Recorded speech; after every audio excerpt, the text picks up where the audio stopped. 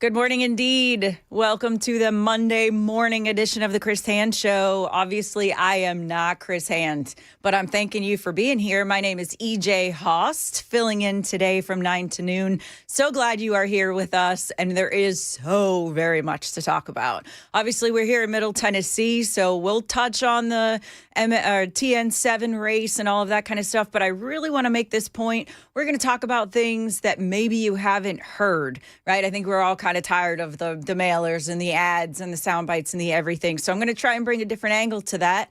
Also have a pretty controversial topic we're going to hit today. I know some folks are not going to like it. I'm going to call you the virtue signalers, and the Democrats in particular are not going to like it, but it's the truth, and I'm going to stand by it. Finally, I want to hear from you. So here's the big topic that was before Thanksgiving, was the traveling and what was that going to look like? And so I want to hear from you on the super text line, 615-737-9986. If you traveled over the holidays, were you impacted by Secretary Sean Duffy, from Transportation Secretary there? Were you impacted in a positive way or a negative way to the push for civility? I have heard some stories, y'all. I have heard some stories. Long lines, obviously. BNA, can you just figure out the traffic, please? Yesterday, people were lined up for at least half a mile on the highway itself, trying to get into where the terminals are at BNA. People were getting out of their cars and walking. So if that was your experience, I want to hear about that. Or maybe it was awesome. Maybe for like the first time in a long time, people actually dressed nice. They weren't in their pajamas and slippers. Maybe you had a nice experience with fellow travelers or staff on the flights, your flight attendants and things like that. What was it like? I definitely want to hear that. So definitely give me a call, or call in or text the super text line 615-737-9986 on that. Okay, so obviously we've got this race here in Tennessee. It's pretty wild. Matt Van Epps wanting to fill in for Representative Dr. Mark Green. All right, I'm going to have two controversial takes today. Dr. Mark Green, I'm not sad to see him go. I know a lot of people here in Middle Tennessee like him a whole heck of a lot. Oh, he's conservative. He has a military background, blah, blah, blah, blah, blah. Okay, I have zero respect for a person who stops their campaign, or excuse me, their commitment to a 2-year term in the U.S. House. You can't finish it out. You put your district through a special election during the holiday season. Shame on you. So I got issues there. Like, I know that's not going to be a real popular opinion, but I'm supremely disappointed in Mark Green for putting the district through this, and the blame lays squarely on him. Obviously, some alleged personal issues led us to that, and I'm just gonna let that lie, let the rumors do their thing. But the truth is, it really and truly is his fault, and he seems to be quiet. I guess we should be happy he's quiet during the campaign, because I don't know that he would be a help necessarily for the Republican here, given his now sullied reputation. But yeah, I'm angry with him. I've probably got to get over that, but that's really unfair. And so when you ask me, how do I feel about Marjorie Taylor Greene doing the same thing? I don't like it. It's 2 years, for Pete's sake. 2 years. You can't make that commitment for 2 years? I mean, I suppose if you're a career politician like Mark Green and you've been in it for as long as you've been in it, not as big of a deal, right? To cut your retirement, or, put that in there halfway through your last term. I just think he should have said, okay, I'm not running again. And that's where it should have been. But then again, if the rumors are true, there's a lot of other stuff he shouldn't have been doing while he was in Washington, D.C. too. So here we are, Middle Tennessee. We are in this crazy race. Let me lay it out for you. For those who are just now paying attention, which I find probably unlikely, but let's set the stage. We've got Afton Bain, the Democrat, who has been forcibly removed from the governor's office because she's a lunatic, who has said that she dislikes, no. She hates Nashville and everything that makes Nashville an up-and-coming city. She hates country music, she hates Nashvillians, and she really hates those bachelor pedal pubs. You know, the people who actually pay taxes and get our city the net recognition as being a tourist destination, which is really great for our economy. She hates that. She hates all of that. We also know, of course, that she harassed ICE agents and all of that. So rather than rehash every last little thing about Afton Bain, let's go ahead and look at what's happening with the Republican side of things. So Matt Van Epps, a quick reminder, military background, obviously, soft-spoken guy. He's not going to be most likely this controversial, bombastic guy in the House. And maybe we need a little calm these days. You know what I mean? Like, we've got the AOCs. Obviously, Afton Bain wants to be part of the squad and all that nonsense. Maybe we need a little less controversial. Like, how about we just hire the guy to do the job who's got a conservative cred background. He seems like he's a very nice man. He's got a lot of backing and support from people that I respect very much. You know, obviously, some senators and other House members who really want him to be there. Congressman Tim Burchett, man, if he says that you're the guy, then you're the guy, and I'm all right with it. So maybe we need a little less controversy.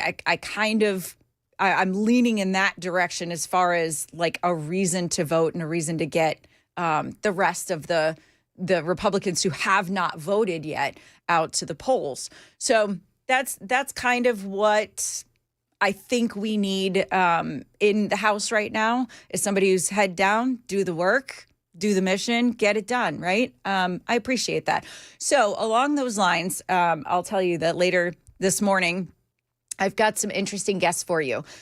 You know, all races, all elections, all campaigns really comes down to what's happening at the hyper-local level. We could listen to Marsha Blackburn, obviously running for governor here in Tennessee, current governor Bill Lee. I have on good authority that the Speaker of the U.S. House, Mike Johnson, is actually in town today. They've got an event that probably is just about wrapping up right now down in Franklin, so Williamson County. And there's a lot of flash and a lot of excitement and a lot of, get out there and go vote. And I'm with you on that. But I want to hear how it affects, I don't want to say the little guy, but rural. Because it's not all Davidson and Williamson County. Like, what's happening in Montgomery? What's happening in the other counties in the region who are kind of forgotten in this mix, I think. We're so focused on Afton Bain hating Nashville, and we act like the district is nothing but Nashville and Williamson County. It's not. There's a lot more to it. So I'm hoping you'll stick with us and listen to a little bit of that. I think that would be something that is not what you are getting in your mailers. It's not on the local news stations. It's not the sound bites you're getting on social media, but it's real. These are real people. So joining us today is going to be Bob Owsley. He'll be coming up at the bottom of the hour. He is a really terrific guy. Listen, I'm going to read all the bios and everything. We've also got Bill Petty coming in today, and then Steve Hickey, who's the chairman of the Williamson County GOP. So we'll have some good folks on the ground who talk to regular, everyday Tennesseans and find out what they have to say about it. I think that's important. Okay, so getting back a little bit to the travel woes and all of the things that were happening. I've already got the the super text line. I've already got a lot of people talking about it. I had a good flight on Southwest from Tampa. Hey, I go down to Tampa all the time too. Thanks for chiming in. That was good. We've definitely got BNA. There was quite a few issues on Sunday. People really just jacked up angry about the the traffic getting to and from BNA over the weekend. So that's pretty bananas. And then I've got a super fan here, 7679. Welcome back, EJ. Love you, Patriot. I follow you on X. Yeah, thanks for the reminder. I should definitely tell everybody. Follow me on X. I am at EJ under the radar. And the reason for that handle is I do like to find the stories that people are kind of forgetting that are flying under the radar. Maybe you're not hearing it. That's kind of my thing. I like finding, the story beyond the story. So thanks everybody for listening. Okay, so traveling for Thanksgiving, obviously a big deal. We've got Mason behind the glass. Thank you, sir, for keeping me in line. Happy to help. Yep, haven't seen you in a bit. How was your Thanksgiving? It was good. It was busy, but it was good. Good.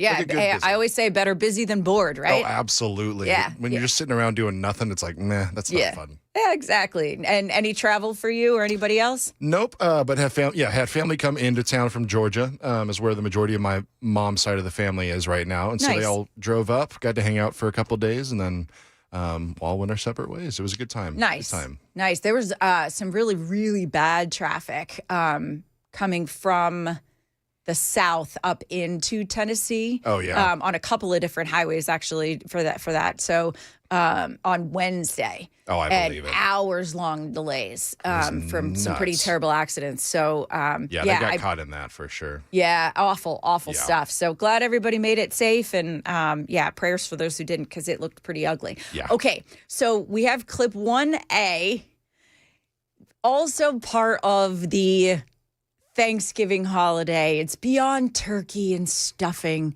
It's more important than your pies, your pumpkin pies, and your specialty cocktails around the Thanksgiving dinner table. Let's talk money. Black Friday. Apparently, Kevin Hassett of the National Economic Council says it was better than expected. Let's play that clip. Oh, do we have it? The fact is that we just had the best Black Friday that we've ever seen. And it's not just because people are out there, taking debt on their credit cards. It's because incomes are way up under President Trump. They dropped about $3,000 a person, $6,000 a family under Joe Biden. And it's up $1,500 a person so far this year. And with all that extra money and with the government shut down over so people feel comfortable going back to stores, that we're seeing a really blowout, Thanksgiving and Christmas coming our way. I think all the retailers expect that both online and in-store sales are going to be the highest we've ever seen. And the point is that that's happening even though inflation is way, way down under President Trump. And it was 5-10% under Biden, and right now it's running at about 2.5%. And it's way lower than wage growth. Right? And so people's incomes are going up by way more than inflation. And that's why we're seeing these blowout sales. Yeah, pretty incredible, right? So everybody complains about affordability. The Democrats are giving us their playbook, as we just heard last hour with Dan Manis. He had on some really great guests. They are saying that, the Democrats realize affordability is the word of the day, and they are going to keep running with that. At the same time, everyone's complaining about affordability and things being more expensive. We're also buying more on Black Friday. I find that to be pretty interesting. And I get it, higher prices mean more profits probably in some industries, but just as it relates to Christmas presents and such, I think we're in pretty good shape. So that's good. People feel comfortable. These stats mean that people feel comfortable spending their money and feel as though they can afford it. And so I wonder where that affordability conversation is going to go between now and the midterms. Now, we also had Small Business Saturday. I did a little shopping, of course, in my local town, and was happy to do that. And it was buzzing. People were everywhere. I don't know if that was your experience too, but let me know on the Super Text line. But there was a lot of buzz around Black Friday and Small Business Saturday. And now here we are with Cyber Monday. I'm wondering if you are participating in Cyber Monday. I am. I've got a whole list. So not only did I skip Black Friday, but I got my Saturday in. for small businesses. And then I've got a few other things that I want to get, believe it or not, mostly like business supplies. So not entirely Christmas presents, but I do take advantage on Cyber Monday to get all of the things, if we need new computers, new telephones, new everything, power packs, all of it. I do take advantage. So if you've got something that you are buying today, I want to hear about that too. Tell me all about it. What are the best gifts this Christmas season? What are the best gifts for conservatives? For conservatives this Christmas season. So we tend to like things that are, of course, we've got the pop culture and all that kind of stuff. But I don't think Afton Bain is going to be hitting up the Glock store to buy her Christmas presents. You know what I mean? Matt Van Epps, on the other hand, probably, right? Like, we know that guy is. Mason, what are you wanting? What's on your Christmas list this year? See, my stuff is all basic. Like we just got, sorry. It's a little house stuff is all I need. But Yep. we were in a newer house, and so I've realized after living there for about 6 months that I'm like, oh, I don't have these curtains, or I don't have this little thing or that. So it's kind of a to-do list that I've been putting off that's kind of turned into my Christmas list. But, Right. And today's Cyber Monday, I mean, if it's something that you can buy on, say, Wayfair, Amazon, even your local stores, hey, that's a good reminder, actually. Yeah. Amazon, Wayfair, those places, like, they do tend to sell small business owners products. I don't know if you know how that works. Like, Amazon doesn't create all of the products. They house them in warehouses or they get them shipped to you, right? So that's kind of how that works. Lots of small businesses are, fully funded by the revenue that they make on Amazon. So, you're not necessarily selling out to the man by buying on Amazon sometimes. But now is a really good time to go kind of stock up on all the stuff you've been waiting for, because the discounts are heavy. I've also heard the pricing is being kept a secret in some of the big box stores. So there is this report out from Black Friday, and tons of folks are posting videos on X and other social media, all kinds of things, that Michael's stores, the big craft store, Michael's stores were basically hiding pricing on Black Friday. Oh, interesting. Yeah. So at that, and actually there were other stores also. Target was another one that had, Christmas trees on sale for like $125 or something like that.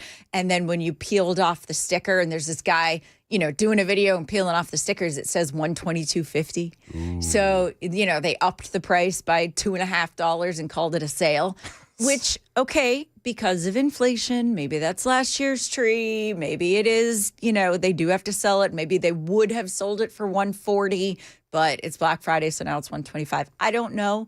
I'm going to give Target just man, no, I'm not. I think that was shady. And I tried. But Michael's not sharing their pricing. Like, that's crazy, right? Yeah. All right, so we've got these stories and more. I've got a guest coming up at the bottom of the hour. We'll talk more about that. I've got Minnesota voter fraud, personal story that you do not want to miss. That is about culture. Stick with us here on The Chris Hand Show. I am EJ Haust at EJ Under the Radar on X, filling in for the great Chris Hand today on Super Talk 99.7 WTN.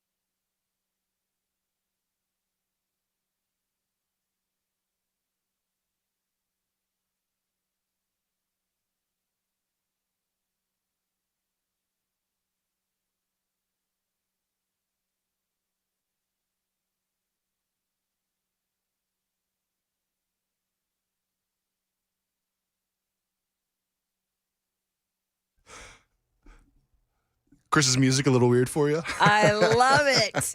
So the last time I was on, this is EJ Haust filling in for Chris Hand today on Super Talk. Hey, the last time I was in, remember I told you how much I love the music, the It's so bumpers. good. Oh my gosh, it's the best in radio anywhere. Chris has got great music. I will say Chad Benson also has some Chad's pretty got some good kick stuff, butt too. music. But yeah, I mean, listen. I know it's odd. When you look at me, I'm very girly. I like sparkly things. I seem very calm and unassuming, but I do have an affinity for a bomb A beat. Okay.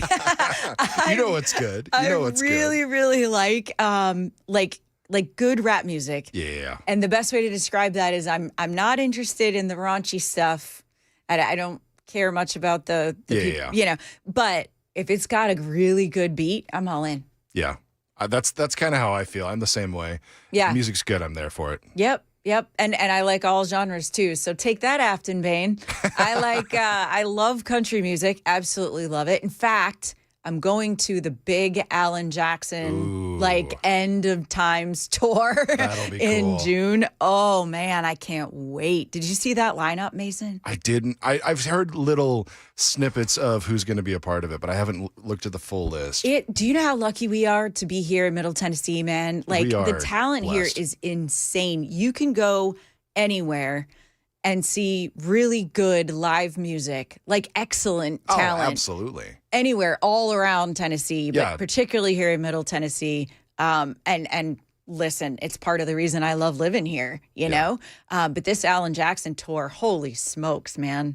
It's like Luke Bryan and all the regulars, Lainey Oh, Wilson. that's Well, cool. did they announce? I'm not sure about Lainey Wilson, but they've announced a lot of really big Like, names that are that's going to be cool. there. It's Alan Jackson's last ever concert. That's So, yeah, if you like classic country music, like from back in the day, whew, this is a must see. But tickets are spendy. Oh, I bet. Oh my goodness. I was looking for a Black Friday sale on that Cyber Monday sale. I didn't see one. Hey, listen though, to the listeners out there, if you traveled over the holidays, over the Thanksgiving holiday, and you have a story to tell, they are coming in pretty rapidly on the super text line. I won't get to Getting all of them, spammed. but shoot us a text and let us know. 615-737-9986. Specifically, I want to know, did people dress nicer? Did they treat people nicer? Did the Sean Duffy push for civility, did it work? Did we see anything different? We're hearing about traffic stories, of course. We had one, 1148 said, dropped my wife off at BNA Wednesday morning, picked her up on Sunday morning early, had no problems, other than the parking was a mess. Oh, I bet. So, yeah, that happens too, right? Yeah, so many people leaving their cars there while they travel. That makes sense. Yeah. So I get it. Parking's going to be a little rough, but so far the stories are about the traffic. I want to hear about the plane. All right. So when we come back, I've got a great visitor, Bob Owsley. He is a staple in Middle Tennessee, has a great background, a great history, and he's got to take on the Tennessee 7 race that I'd like you to hear because it will be something different. He lives out in the sticks, man, out in the middle of nowhere.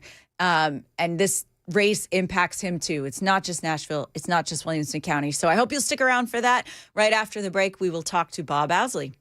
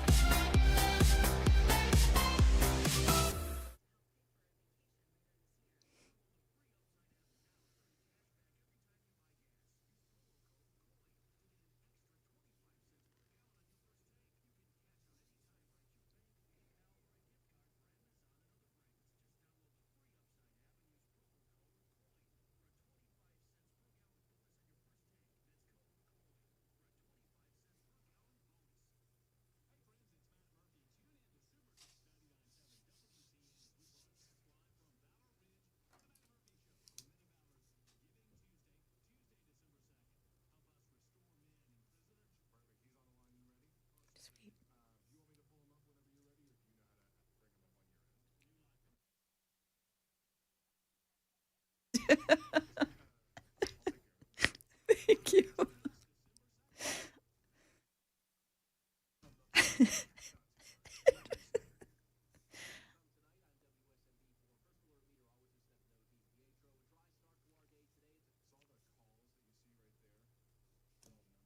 Yeah.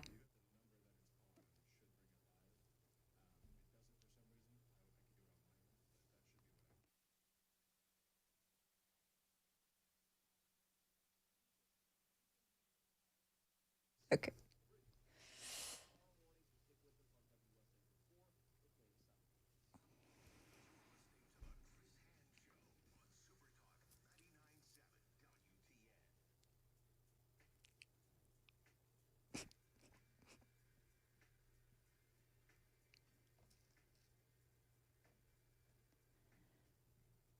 Nice. Mason playing the music. I think it's a good one. He's playing with me today.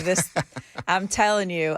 Listen, the music makes the difference in a show like this, right? Keeps absolutely. everything going, keeps the flow, keeps the vibe feeling good. Listen, we have really important things happening here in Middle Tennessee. I am EJ Haust filling in for the great Chris Hand today. Thanks for sticking around and hearing things out. You can find me on X at EJ Under the Radar.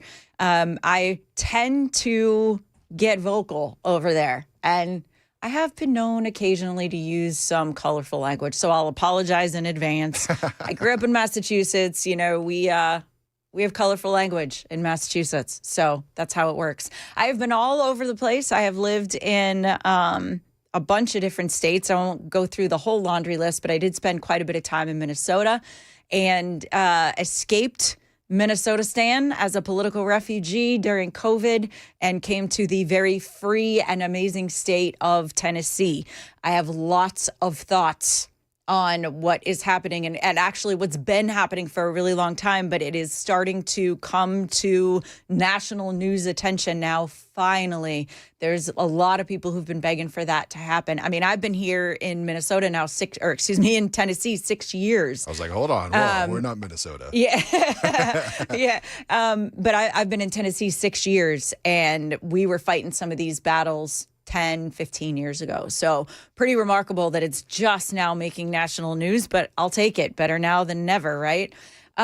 Before we get to all of that, though, I want to introduce somebody to the audience here. Bob Owsley, Major U.S. Army retired.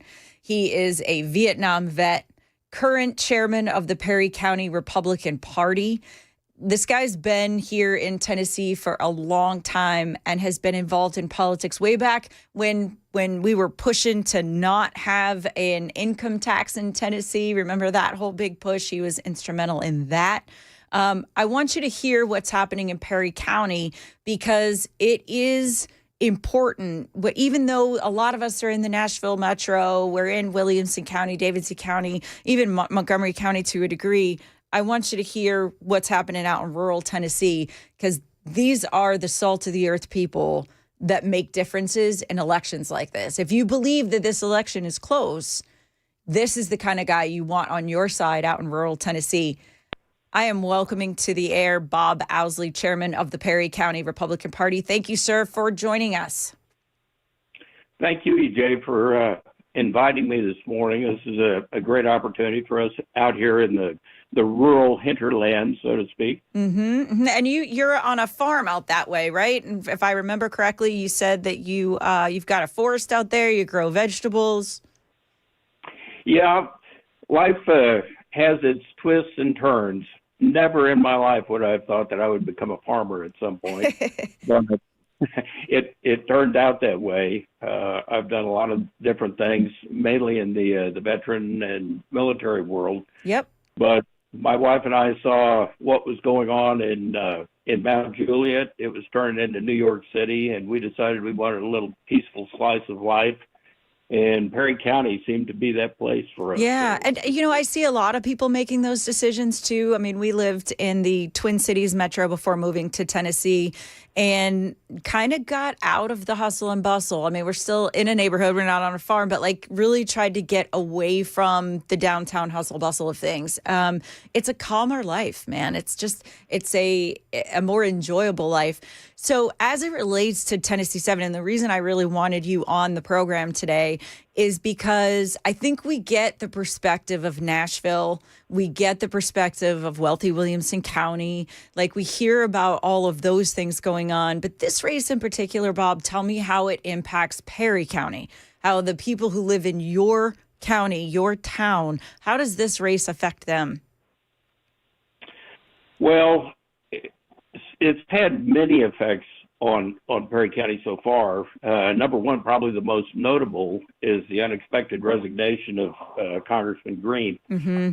And do you agree with my assessment that that was a really selfish and rotten thing to do to our district? I do. He had been going through several different things. He had made waves about a year and a half ago that he wanted to run for governor. He backed out of that. Then he and his wife had problems, and then he turned up on the list with Nancy Pelosi as one of the big earners in the it's the stock trading. Yeah, he was like number 2 in Congress for like beating the market. Yeah, second only to Nancy Pelosi. So you're right about that. Right, and so we're really looking forward to kind of wiping that slate clean and starting with a congressman who is dedicated to the United States Constitution as it was written, and will support President Trump and continue the momentum of the MAGA movement. Yeah, I agree. And again, soft-spoken, not going to be some bombastic, going to make a ton of headlines kind of guy. That doesn't strike me as his personality. But as it relates out there to Perry County, you had mentioned, we were talking obviously in setting up this interview, you had mentioned several topics. One that caught my attention was illegal immigration. Tell me how illegal immigration is affecting your county. Well, out here, we are more of a social county. We don't have a ton of illegal aliens out here. We do have some, but they do impact what's going on out here. For example, I ordered a couple of appliances here recently, and they had to be delivered from Nashville. And the trucks that came out here to deliver those were manned by 2 obviously illegal aliens who couldn't speak English. Yeah. So, well, I don't know about obviously illegal, but if they're not speaking English, it does make it difficult, particularly in rural America, where they don't come in contact quite often. And what are they doing roads to begin with if they can't speak or read English? Right. So that does make it difficult. I would also say that if they're not speaking English when they got to your place in Perry County, that means they drove that whole distance without being able to read our signs, our highway signs. Maybe do they know the rules of the road? We know that these are problems with the CDL drivers from California, for example, that have documented to have caused deathly accidents. So even though we think this is kind of a Nashville problem, you're right. It does come out to the outer counties, to the more rural areas of Tennessee. I will say this too. You had mentioned radical politicians when we were talking, and Afton Bain obviously wants to be one of those radical politicians. I mean, she said multiple times over, "I'm a very radical person." That's a direct quote. How do you think the voters of your county are going to take those kinds of the conversation and talking points? Well, we get a lot of talk out here about the things that Justin Pearson, Angela Gomez-Torres, Ayanna Pressley, Rashida Tlaib, Ilhan Omar, Alexandria Ocasio-Cortez, and Ro Khanna, the actions that they're taking and the things they say. And a lot of what they're doing and saying runs totally counter to the general thoughts of people out here in Perry County. Mm-hmm. We're more religious based. We are Constitution based. We believe in freedom out here, low government oppression of people's rights and that kind of thing. Sure. It's really kind of a counterculture to what we see going on in metropolitan areas. Sure. And that So was a real. how's the turnout been for folks who have that line of thinking and who are strict constitutionalists and, really more about community and religion and, less government intervention in their lives? How is this race being perceived by the people that you talk to every day? Have they gone out and voted already, or do they plan to go tomorrow? What's your take? We've had a fairly good turnout in the early voting. We're going to do what we can to get out more votes for tomorrow. Davidson County, I believe, had multiple polling places during early voting and kept their polling places open for 12 hours a day. Out here in Perry County, we had a single polling place, and it was open for about 8 hours a day. Sure. Big difference. Big difference. And we have a large geographic area out here, so it makes it tougher for people to drive in from the woods, to get to the polling place. Plus, everybody's got jobs, school, all the other things. Oh, sure. Holidays, everything. Yeah, the timing couldn't be worse, quite honestly, for most folks. Awareness, though, are you guys getting the mailers and everything that we're getting in the metro? Are you getting, hearing it on the airwaves? Are you seeing it on your local TV, things like that? Do you think the awareness is there for folks in Perry County? Oh, yes. I believe the awareness is definitely here. We've been doing our part to get the word out to the voters and encourage people to register to vote and participate in this election in particular. This really has great weight for the nation, in well beyond Tennessee and Perry County. But, yeah, I tend to agree with you. I mean, this is so important. And now, obviously, as chair of the Perry County Republican Party, I'm sure you've had a push to get the vote out. What does that look like? What have you guys been doing? What do you plan on doing tomorrow? Well, we've had some folks that have been participating in phone calling and door knocking, that type of thing. Door knocking in Perry County is a more laborious exercise. You got to put a lot more miles on the car to get to everybody. Sure. But that's what we've been doing. We also have a Facebook page and been putting a lot of information out on that. We have pretty good distribution there. We have a distribution list for the Perry County Republican Party that we use extensively and have really been using it a lot here over the last few months as we've gone into the congressional election. Well, let me ask you this too, because I find that even the candidates, they spend a lot more time, where the higher concentration of voters are. That is a time management thing. I don't know that they necessarily mean to avoid the rural areas, but when you've got such a short period of time to do some campaigning, it makes sense, of course, that you would try to go where the most amount of voters are. With your big name visitors like Speaker Mike Johnson was in town this morning, helping rally the troops here locally. I think they were in Williamson County. And clearly Afton Bain had, Kamala Harris, of all people, who was in town for her. And that happened in Nashville. So it makes sense that the candidates would spend more time there than anywhere else. But it's also important, particularly in an election like this, where we have two very different perspectives, right? You've got Nashville, which is kind of a draw on the state system and certainly on the federal system, simply by the nature of the concentration, the high densely populated area that it is. And then you've got, the Perry County folks way out in the sticks. I mean, you guys are out there. It takes quite a bit of time to get from Nashville to Perry County. So it's interesting to see this dynamic, especially with such a short election time for this being a special election. Did you get any visitors? Did you get any campaign push? Are you seeing any mailers? Like, what is it that they did, either candidate, to raise awareness or to alert people way out in the sticks, so to speak, that there's an election happening? Or did you, as the Republican Party, have to pick up the pieces there? I think we as a Republican Party had to pick up some of the pieces. However, the mailings carried, I think, a lot of weight. But I believe the television advertising, the political ads that have come out over the last couple of weeks have probably had more impact than anything else. Mm-hmm. Matt Van Epps did come out to Perry County. He's had some of his campaign staff that have come out here, and we've had gatherings for them to talk and, kind of help get the word out.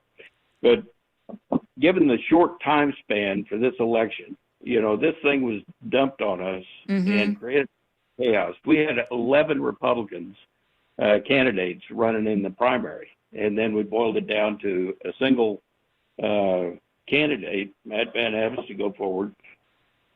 Yeah. And all of that has really made it very difficult. District 7 is 14 counties. If you just get on the road and drive to 14 counties, it takes a long time. Sure, absolutely. You can imagine trying to work that into a campaign schedule with campaign events and meeting all the groups that have influence within the counties. Sure.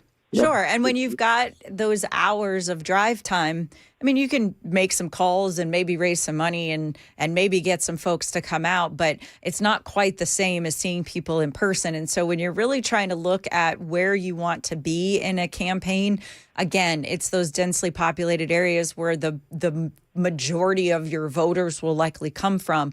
The thing is, though, in a race like this, that is so tight, if you believe the polls, and I'm not sure where I stand on a couple of these polls here, but if you believe the polls, it is closer than it probably should be. And I think we can certainly blame Dr. Mark Green for a lot of that, because he destroyed some credibility here in Middle Tennessee, and he's putting us through a really awful situation where the Democrats saw chum in the water and they said, all right, we're coming in like sharks. We are going to swarm this district with a lot of money and a lot of people and a lot of influence to see if we can flip it. And actually, Afton Bain's campaign has said that even if she doesn't win, if she comes close, they'll consider it a win, and that'll build momentum for future campaigns. So we're in a tight race regardless, right?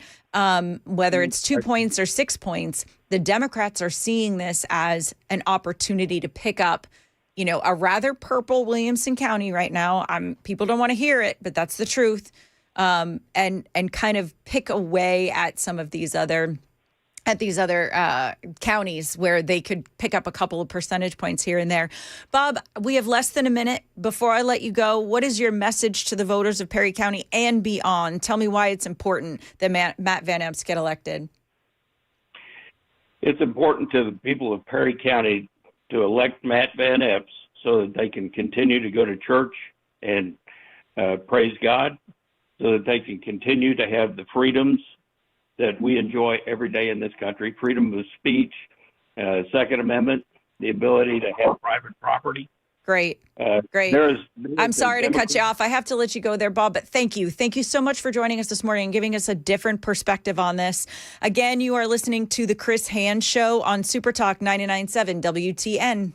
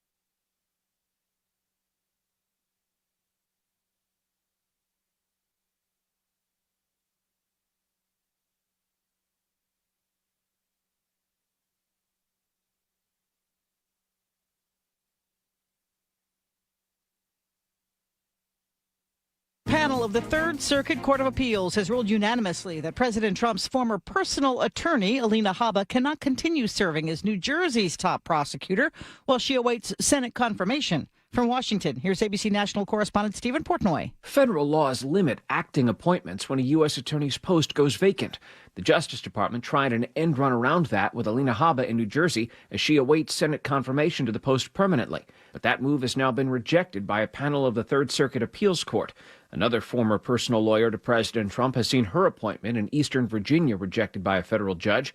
The administration is appealing that ruling involving Lindsay Halligan. Lawmakers from both parties say they support congressional review of the military strikes against suspected drug vessels off the coast of Venezuela, including a Washington Post report that Defense Secretary Pete Hegseth ordered a second strike on two men who survived one of those hits back in early September, killing them. Here's ABC's Rachel Scott. In a rare bipartisan statement, the Senate Armed Services Committee says they will be conducting vigorous oversight to determine the facts related to these circumstances. The top Republican and Democrat in the House Armed Services Committee following suit, saying they are taking bipartisan action to gather a full accounting of the operation in question. People who live along the Gulf Coast and the East Coast can exhale. Hurricane season's over for this year. For the first time in a decade, the U.S. mainland was spared a landfall from an Atlantic hurricane. But it's notable that 3 of this year's tropical storms reached Category 5 status.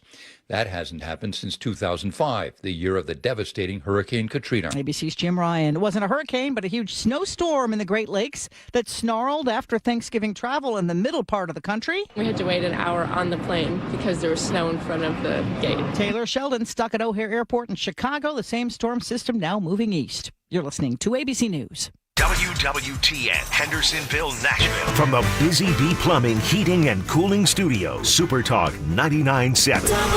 WTN.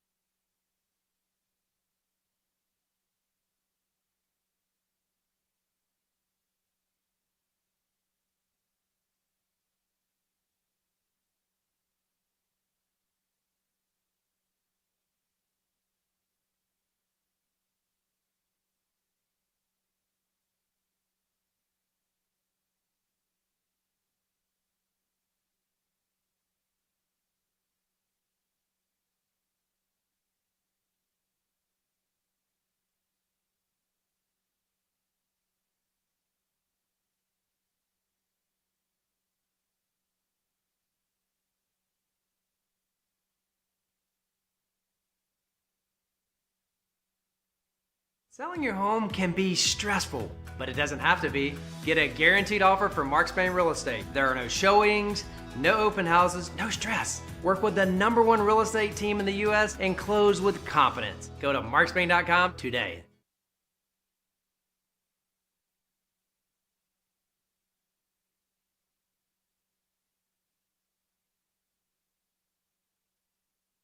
Pete Hegseth speaking earlier. They've gathered all of the top generals in the entire world, brought them to Quantico and said, stop being fat and gay. Maybe I'm paraphrasing a little bit, but that's generally the message that we're getting. No more identity months, DEI offices, dudes in dresses. No more climate change worship. No more division, distraction, or gender delusions. No more debris. We are done with that shit. Standards must be uniform, gender neutral, and high. Frankly, it's tiring to look out at combat formations, or really any formation, and see fat troops. Likewise, it's completely unacceptable to see fat generals and admirals in the halls of the Pentagon. But if the words I'm speaking today are making your heart sink, then you should do the honorable thing and resign. Stop being so fat and so gay. Let's focus on the mission. If you can do the job, you're welcomed here. No matter your sexual orientation or your skin color, but we're getting back to merit.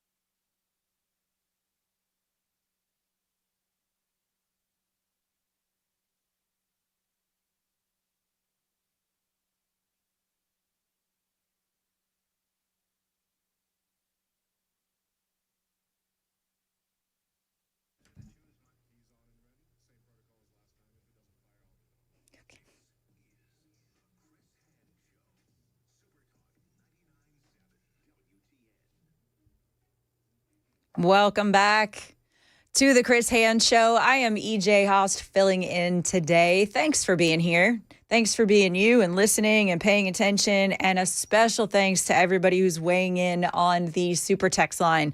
If you would like to be a part of the program, and I encourage it heavily, you are welcome to call or text 615-737-9986. I do reply sometimes too, although I'm logged in as Mandis. So if it's from me, I will EJ at the end, just so that you know it was me. Again, that number 615-737-9986. Couple of little housekeeping things here. I have a controversial take on the culture of America and what's happening to our culture. So as you might have heard in the last hour, I am a refugee of sorts from the state of Minnesota. I moved my family here to the free state of Tennessee as an escape from the tyrannical reign of Governor Tim Walz in Minnesota. And for those who don't know what happened there, it was a truly scary time under COVID with Governor Walz at the helm. To say that there was corruption, lying, belittling of people, forced lockdowns. People in Tennessee, when I really go into the stories, don't understand it. But it's why keeping this state red is so important. I've lived it. I've seen it. Please listen to those of us who've moved from other states who can tell you how scary it truly gets and how quickly it turns. When I was there in Minnesota early on, I lived there a little over a decade. It was purple, but still had, Republican governors made a stand. I mean, Tim Pawlenty, I get it, kind of a rhino, but still Republican, won a statewide election. By the time I left, just a few years later, we had Tim Walz, crazy eyes, lunatic Tim Walz, who really and truly is an angry little man with tyrannical tendencies. And so when I talk to other folks who have been refugees or who have moved recently to Tennessee, particularly if you've moved from someplace to Middle Tennessee, you understand why this Tennessee 7 election to replace Dr. Mark Green in the U.S. House is so important. With me now on the super text line, Bill Petty. Bill Petty is lived in Williamson County for 3.5 years. So we talked to Bob last hour from way out in the sticks, farm country, Tennessee, and got that take. And now we're going to get the take of hyper local politics and why it's so important, even in our U.S. House races, to get the take of the people that live it closely every single day. He was elected commissioner for District 10 in a special election last November. It was David Landrum who moved out of the district. And so we welcome Bill Petty on the line. Thanks so much for joining me this morning. My pleasure. So, when I set this up with you, I really wanted to get, everybody, all the news stations, all the rallies. We've got Speaker Mike Johnson in Williamson County today. We've got Marsha Blackburn hitting the stump. We've got kind of all the big name people. Even Kid Rock came out in support of Matt Van Epps. And all that's lovely. It's important. It raises awareness. But more important is what people are doing here locally. And Bill, you also have a weekly publication, like a newsletter that you've been doing for the last couple of years. So start with that, please. Tell me what that is. And then if you can pivot and tell us why that's important to this election in TN7. Yeah, well, I published I call it the Friday Night Recap, which I thought was a brilliant stroke. I put it out on Fridays. And I just started it a couple of years ago because I realized that people weren't getting information about what was going on in our county. Right now, if you go on our county's website and you can't get any information about committee meetings that have gone on. The only information you can get is the county commission meetings, which are once a month, and then the planning commission. Those are the only two ones that actually publish resolutions that are being talked about and voted on, and we have videos of the actual meeting. And so I started digging in, and I started reporting as best I could about what was going on with the county commission, with the election commission, with the school board. Great. The school district does a much better job. They publish their agendas. They record. They have 2 meetings a month that are major meetings. Well, 3. They have a policy committee meeting. They have a work session, and then they have a full board meeting, and they're all recorded. And so, and are you saying that the county doesn't do that? The county records the commission meetings, and the county records the planning commission meetings. But and then the last year they've been recording the budget committee meetings. But that's it. There's a bunch of other committees. We have property, we have public safety. Sure. It takes quite a lot to run a county like Williamson. I mean, it's huge, first of all, just in land mass. It's massive. And it's diverse. So what I've been doing, so the reason that I was even noticed to take over this position was because I had my newsletter I was sending out. People became aware of it, and I got involved, and they asked me to run, and I said, okay. So I did, and I won.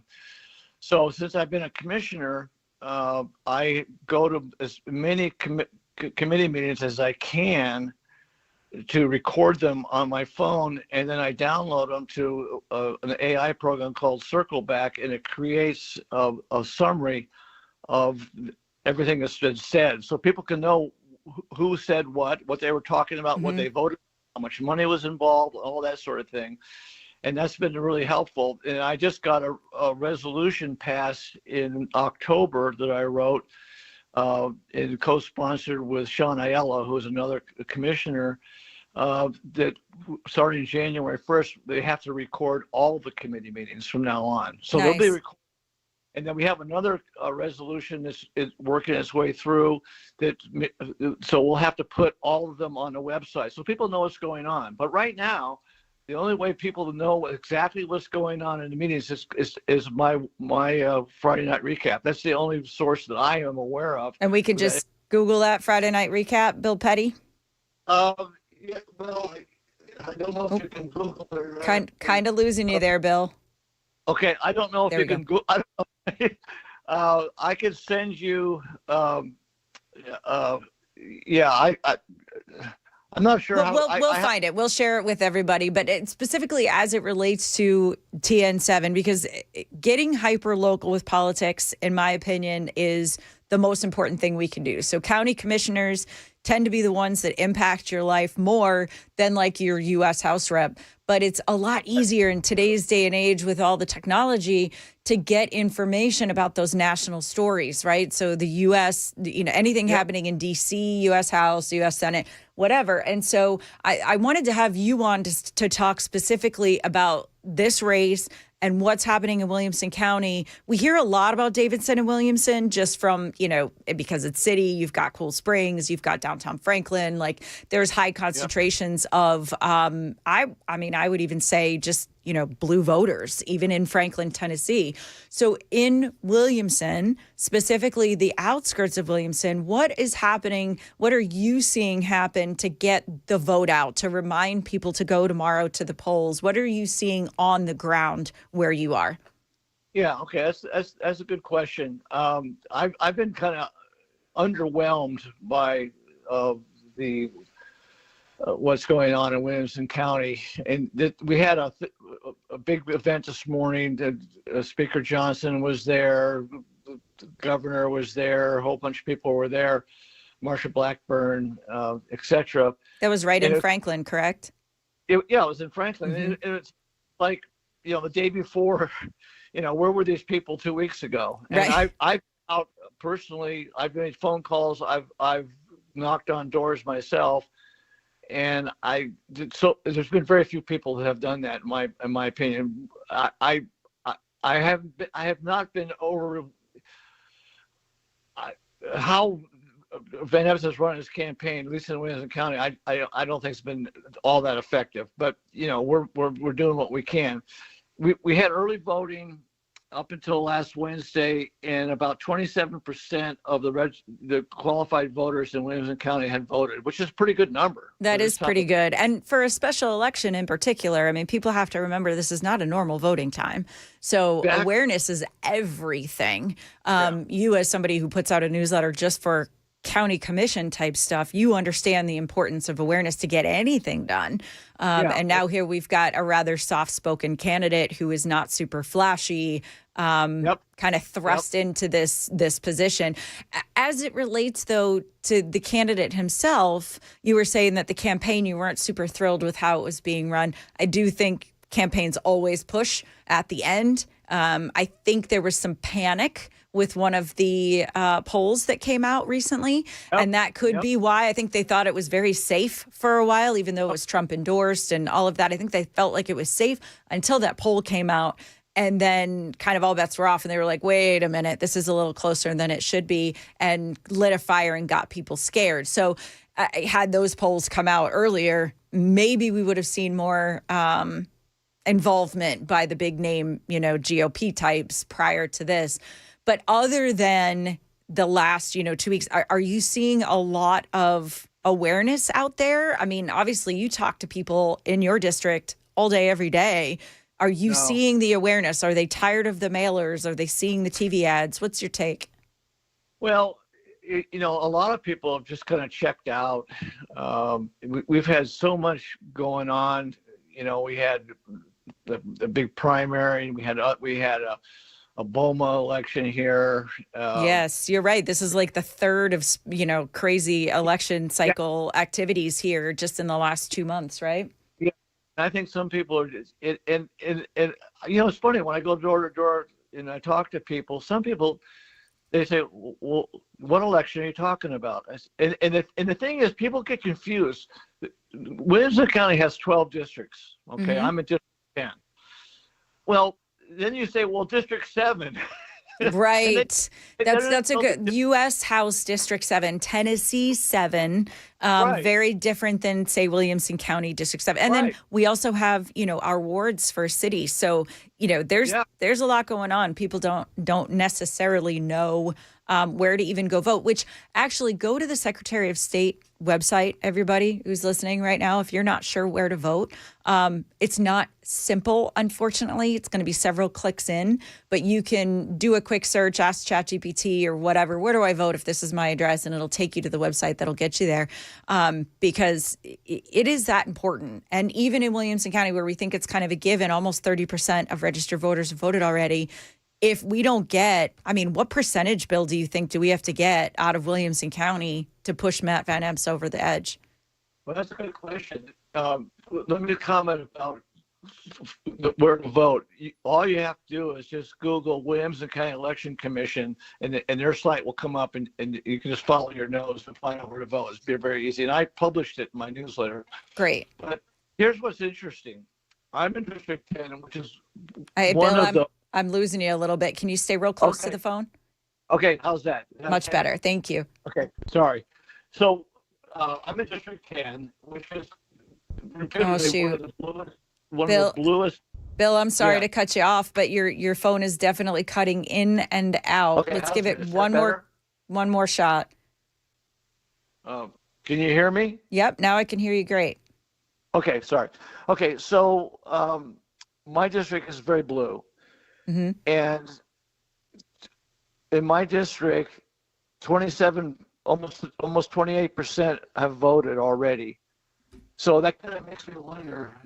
Yeah. Hey, Bill, I'm sorry. I have to cut you off. Unfortunately, we're running up against a break, but you're cutting out anyway. Listen, I really appreciate you being on. You've got great information there. I hope everybody will check out your Friday night newsletter, the Friday recap, because it does have really important information. And if Williamson County is not your county, Go find your commissioners, because these are the people who eventually end up running for the House. They're the ones who know where you vote. They're the ones who know what's happening on the ground in the place that you live. And it's every bit as important, if not more important, than, the House races and the Senate races and things like that. So again, this is EJ Haust. You are listening to the Chris Hand Show on Super Talk 99.7 WTN.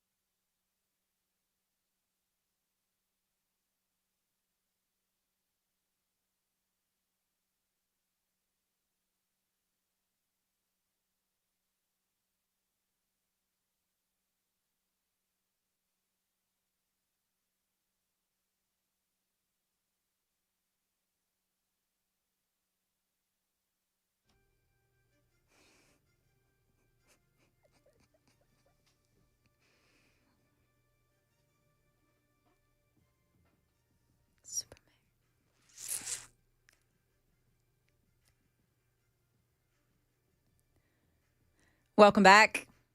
You are listening to The Chris Hand Show, where we have the best bumper music in all of radio. Thank you, Mason, behind the glass, for keeping me pumped up, fired up, on time, and keeping this show rolling. We appreciate you. we were... Oh, Mason, you want to say something? No, he doesn't. Okay, I was hoping he would say thank you for the compliment that I just gave him, but here's what I'm going to tell you. I am interacting on the super text line quite a bit, especially in the breaks here, because we've had a lot of topics to discuss. Obviously, Tennessee 7 is kind of the big topic of the day. You can't do a radio show today in Middle Tennessee without talking about it. But if you would like to participate, give us a shout, 615-737-9986. I am EJ Haust.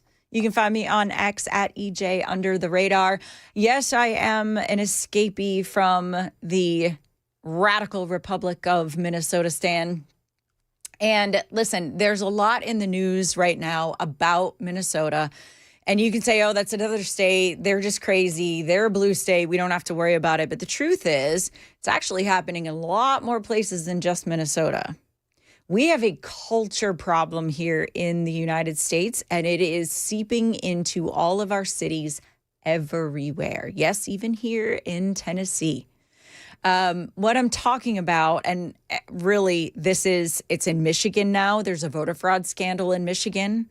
There is massive voter fraud in Minnesota. We hear about it all the time in California. These are documented cases too. Like, I'm not just spouting off at the mouth here. You can actually do a search yourself if you want. Go to ChatGPT and say, give me verifiable proof of voter fraud convictions in the state of California or the state of Minnesota or the state of Michigan, the state of Pennsylvania, and they will pop up. Like, real people have been really arrested in these different states. There's a Michigan voter fraud story coming up. I'm going to hopefully in the next segment here, closer to the 11 o'clock hour, I'm going to have a clip for you on that. But the larger picture is that we have a culture problem. We are importing cultures that are incompatible with the American way of life. We believe in integrity. We believe in honesty. We get angry about corruption. There's this individualism that Americans have that is lost on other cultures. In particular, in Minnesota, the Somali culture is incompatible with the way of life of American people. And yes, I understand people are going to tiptoe around this conversation topic. They are going to say all kinds of nasty things. I'm going to be called names on that super text line as well as all over X and the rest of social media. I get it. I can take the hits. God knows my heart. I am not a racist person, but I am a realist. And I will tell you that the culture of corruption is a real thing. It bleeds into our social programs. It bleeds into our schools. And yes, even into our voting systems. If we don't have voter integrity, if we don't tighten up whatever it is that can seep into our voting system from these cultures who don't believe in integrity and honesty and a lack of corruption, we will lose even the reddest districts in our state and in our country. And so when I'm telling you this is important, this is why. We have guest after guest today talking about the Tennessee 7 race, trying to give you some perspectives of people who are actually on the ground in places that you may or may not live, right? Trying to hear from people who've got other things going on. You know, is the awareness out there? That kind of thing. That's all important. But I am going to dig deep into the Feeding Our Future scandal, the COVID money relief scandal, the latest headlines about the Autism Center fraud. We have a culture problem in America. And I get it. I'm going to take a lot of heat for it, but that is how it goes, man. We are going to have to address this and make a stand and make people like the Matt Van Epps, should he win, make them listen to us, that it matters to us, that keeping our culture in America is important.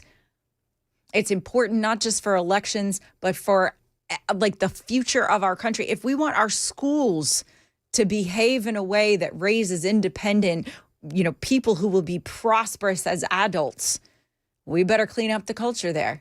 a culture of not punishing crime, a culture of not punishing kids when they make mistakes in school. And I get it, kids make mistakes, but their mistakes are violent now and they're getting swept under the rug. I'm not talking about a kid who, cheated on his friend's homework or, off his friend's paper. I'm talking about repeat offenders of violence in school. I'm talking about repeat offenders in our NGOs, those non-governmental organizations, charities. I'm talking about politicians who are, getting rich off the system.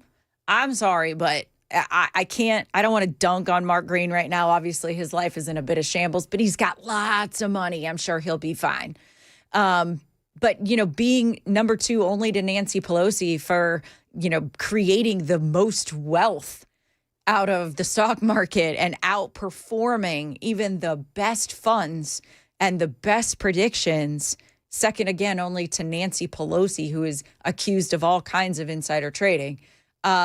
I don't know that that's something we have to mourn over him leaving our congressional district. I think this is a chance for a Matt Van Emst, a fresh new face, somebody who will be the quiet warrior in the U.S. House.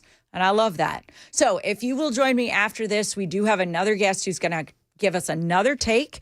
But again, I like finding out what's happening on the ground and doing things a little bit differently. You are listening to EJ Haust on the Chris Hand Show. I am here until noon. I hope you will stick around. Super text line 615-737-9986 to be a part of the program. This is Super Talk 99.7 WTN.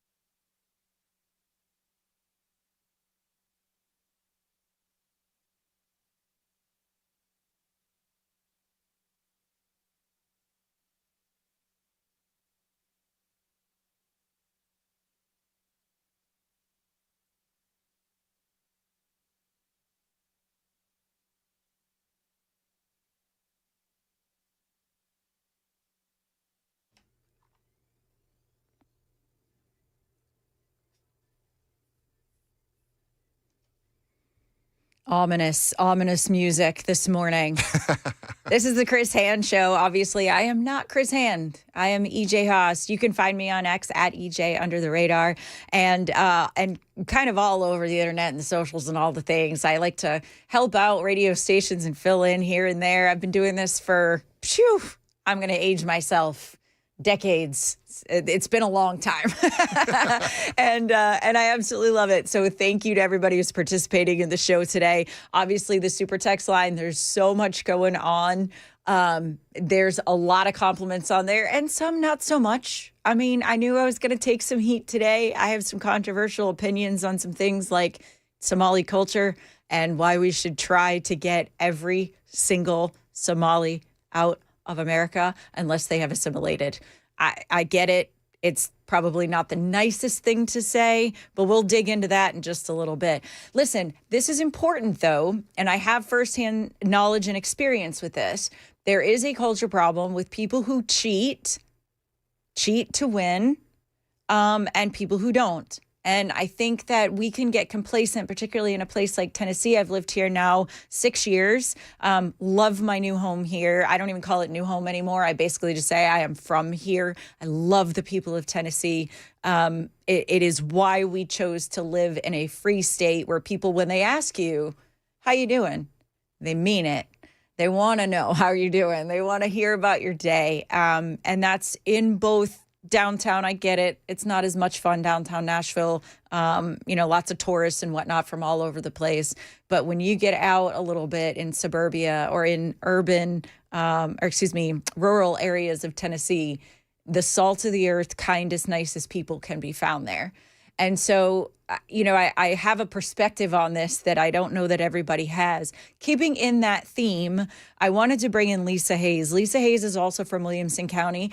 I mentioned Williamson County is massive, right? So it's got kind of the epicenter. You've got downtown Franklin. You've got Cool Springs area, plenty of malls, car dealerships, restaurants, things like that. But then it's also very rural. And Lisa Hayes, a Williamson County commissioner, she's District 1, until recently was a small business owner in Williamson, kind of out there though, right? Not in the thick of it. And prior to owning a business, she was in corporate America. So she's got kind of both sides to this from an economic perspective. She works really, really hard in her district, and I appreciate the work that she does on fiscal responsibility, responsible growth, that sort of thing, and transparency. And transparency is kind of the theme of the day because this culture of keeping things secret and doing things shady is infiltrating a lot of our cities and our rural America. So I wanted to bring on Lisa Hayes. Thanks so much for joining us this morning. I know you've got a lot to say about TN7, but because I just finished up with election integrity, we can start there. Thanks for being on the show today. You're welcome. Hi, EJ, and welcome to Tennessee. Thank you. Yeah. So I think election integrity, I know this is important to Matt Van Epps and President Trump, but that is one of the reasons I ran. I left Georgia to come to the lovely state of Tennessee back in late 2019, and we had just had a lot of interesting things happen with our elections in Georgia. So I met a lot of new friends in COVID year here in Tennessee and started digging in and really realizing we had Dominion machines, things like, all the things that make you go, oh my gosh. So I got very involved, and eventually it motivated me to run for county commission. But election integrity is going to be, again, an important issue coming up in next year's elections because we have a lot of state, governor, and local elections. But, we really need to look at going back to paper ballots. That's one of the things that I was a huge supporter of here in Williamson. Let's go back to paper ballots. Let's not do the longer early voting. I think that like a voting month. I feel like the voting especially here in Williamson County, we have been voting. I mean, there's just been, vote primary, then BOMA, and that's Board of Aldermen, and yes. So we've had that, and then now we've got this. Yep, it is overwhelming, and as our last guest said, I think people are kind of tired. I think we're tired of hearing about it. You're obviously on the ground in Williamson. Did you happen to go to the event this morning in Franklin? I did. How was it? It was Well exciting attended? to see. Yeah, very well attended. I was excited to see, a broad array of support for him, upward and downward, and not just elected officials, but also, everyday citizens who are there, who are wanting to keep integrity and responsibility. And, one of the issues in election integrity again is, are illegals voting? And we have ICE who's very active here trying to make sure, that people aren't voting that shouldn't be, voter rolls, there's so many things. But this morning it's always invigorating to go to events like that and see people, and shake hands and just, Sure. when we're also busy in daily life, it's good to see people that you also see, like, that are working for Tennesseans. Yeah. And sometimes it's a thankless job. I mean, we as a county commissioners, a lot of people don't know what we do. We actually oversee the budget and fiscal responsibility for the county, as well as development projects, capital projects. And so we're trying to do a better job of sharing who we are, what we do. We don't get paid a whole lot for it, but I serve for the people. That was my whole goal. And, and like I said, election. As it relates to Van Epps and this election going forward, I think people don't realize how important the county is in what happens at the U.S. House side of things. In other words, because you are dealing with the budgets and you are talking about growth, it is the responsibility of our county commissioners to work with our senators and our congresspeople to keep things in check for the state and for your county. Are you finding that Matt Van Epps will be someone who will listen to you and listen to the people? Do you think he's the kind of guy who will take the phone call and kind of get things done up in D.C. to help out your county here in Williamson? Yeah, I really do. I think he's a good man. He's served the country. That's huge. That's very important, that he stepped up and served his country at a military level, and now he works for the state. And it's exciting to see that he wants to serve at a greater level, because it is a sacrifice. I mean, he's making a bigger sacrifice by going to D.C. So it's exciting to see that. I look forward to working with him. I actually knew Mark Green. He swore me in as a county commissioner many years ago. And he's done a lot for the state of Tennessee, but I'm excited to see Matt. And I feel really good about tomorrow. I think we have, we're getting the vote out, getting the word out. That's so important. Voter apathy is reality. Sure. But I think we've worked hard to, remind people, if you want Matt to serve, you have to get out and vote. Sure.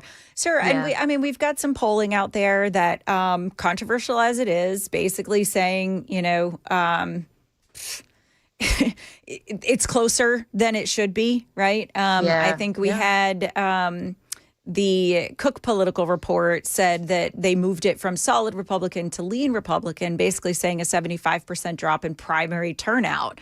So I think your apathy comment is correct. I mean, we're hearing that now from people on the ground who talk to regular folks every single day, not just the rally goers, but like regular people at the grocery store, in your neighborhood, dropping off the kids at school, the kids' activities, things like that. I did want your take on this, though, too. So obviously the polling is saying it's pretty close. Betting markets, though, if you pay attention to that, Polymarket is saying that there is an 89% implied probability of him winning. Not that he'll get 89% of the vote, but 89% probability of Matt Van Epps being our representative here.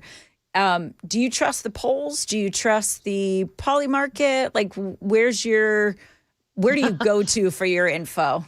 I talk to people locally. Polls have not really proven to be a good resource in years past. And I think Trump was a telltale sign of that. But I actually talk to people on the ground. I know people, and when I was a small business owner, and I just recently sold my business a couple months ago, I had day-to-day interaction with the people who, not just in my town, but also counties around. I was a destination restaurant, which was great. So I talk to people all the time, and that's what I've done. I've gone out And I never meet as strangers, people who know me. So I'm always talking to people like, hey, have you voted? Oh my gosh, what are we voting for?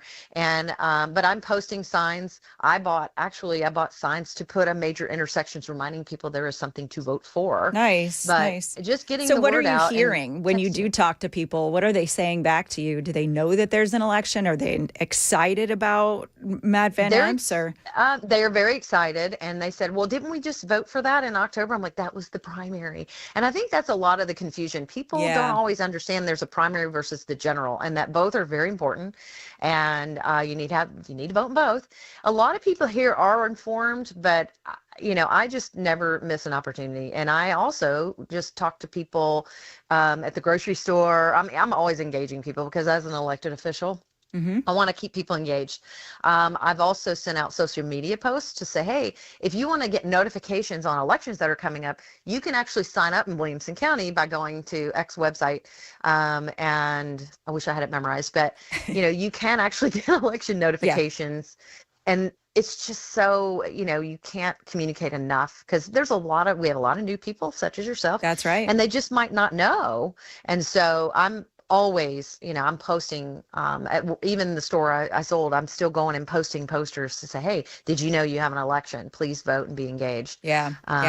It's so important. I tend to focus more on where people put their money. I feel like the poly market is a better gauge of probability. It's not going to get you, the polling breakdowns and where people stand on issues and junk like that quite as well. But it does kind of give you, if you're a betting person, you're not going to the polls, you're going to Polymarket. You're going to the place where people put their money. And so I'm confident, but I'm cautious. And I think that's the sentiment among most people who are involved in this race and who are paying attention and who did the primary thing. And maybe they fought for another candidate. That is something that's coming up too. They fought for another candidate and now they're wiped out and they don't have a lot of enthusiasm for Matt Van Epps. What do you tell those people that, they're just not excited to go out tomorrow and vote for him? And so, maybe the weather will be kind of chilly. Maybe they'll feel like it. Maybe they don't. What's your message to them? You have to really get behind.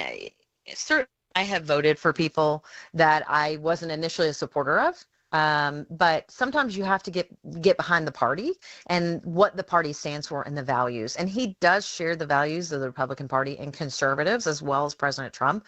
And so we have to get behind him to support him and then also stay in touch. Right. Don't be quiet. Vocalize, email him, call his office and say, hey, I want to let you know I don't agree with this, or I like this and I want you to do more of that. So it's not just a one-day voting. You actually have to stay involved and voice your opinions. I tell people all the time in my district, I said, I want to hear from you. Oh, I don't want to bother you. I'm like, no, bother me. That's what I'm here for. That's right. I work for you. He will work for us. And I think he'll be great. He's, there's no secret. He's new. He's never been an elected official, but I think he'll do well. And he has a little bit of time before the next election to kind of get up to speed and get his feet wet. Right. So I think he'll do a great job. And by the way, I did find this information. If you want to get Williamson County election information, you text 91896 and in the subject you say WCG elections. WCG elections. Got it. And I'll bet you they have that in other counties also. If anybody's looking for their play, literally go on ChatGPT and say, what's the website I need to go to find out where to vote in Tennessee? Or call your local elections office. Yeah, absolutely. Absolutely. But I've got him. He's great. I've got 1 minute, Lisa.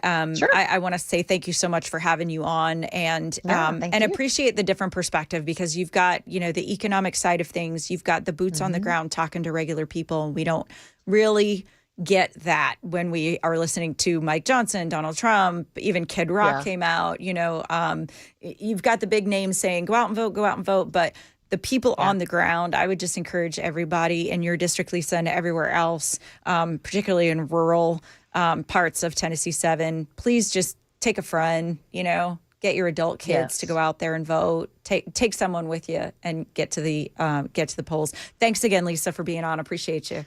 Thank you, EJ. Have a great day. Happy holidays. Thank you. You too. All right. You are listening to Super Talk 99.7 WTN. This is the Chris Hand Show with EJ Haust filling in.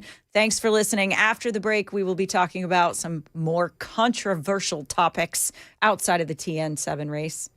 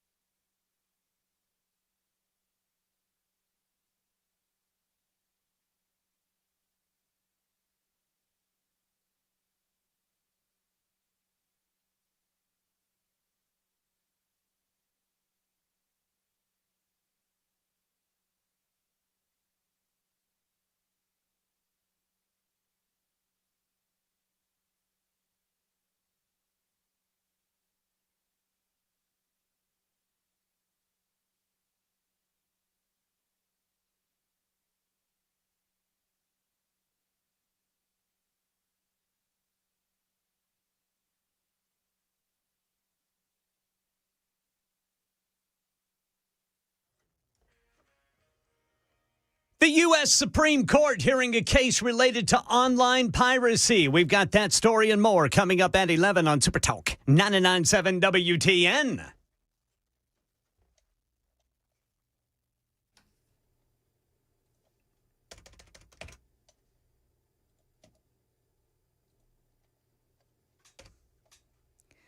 All right, so this is not your typical bumper music, but this is not your typical show, man.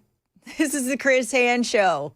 And since he's not here and I got Mason behind the glass, this is EJ Haust. We're going to do what we're going to do and play the kind of music we want to hear. Am I right, Mason? I'm here for it. Yeah, we got a lot of topics to discuss today. Obviously, TN7 is the story of the day right here in Middle Tennessee. However, there's time for other stuff. And I'm going to say something that is going to anger some.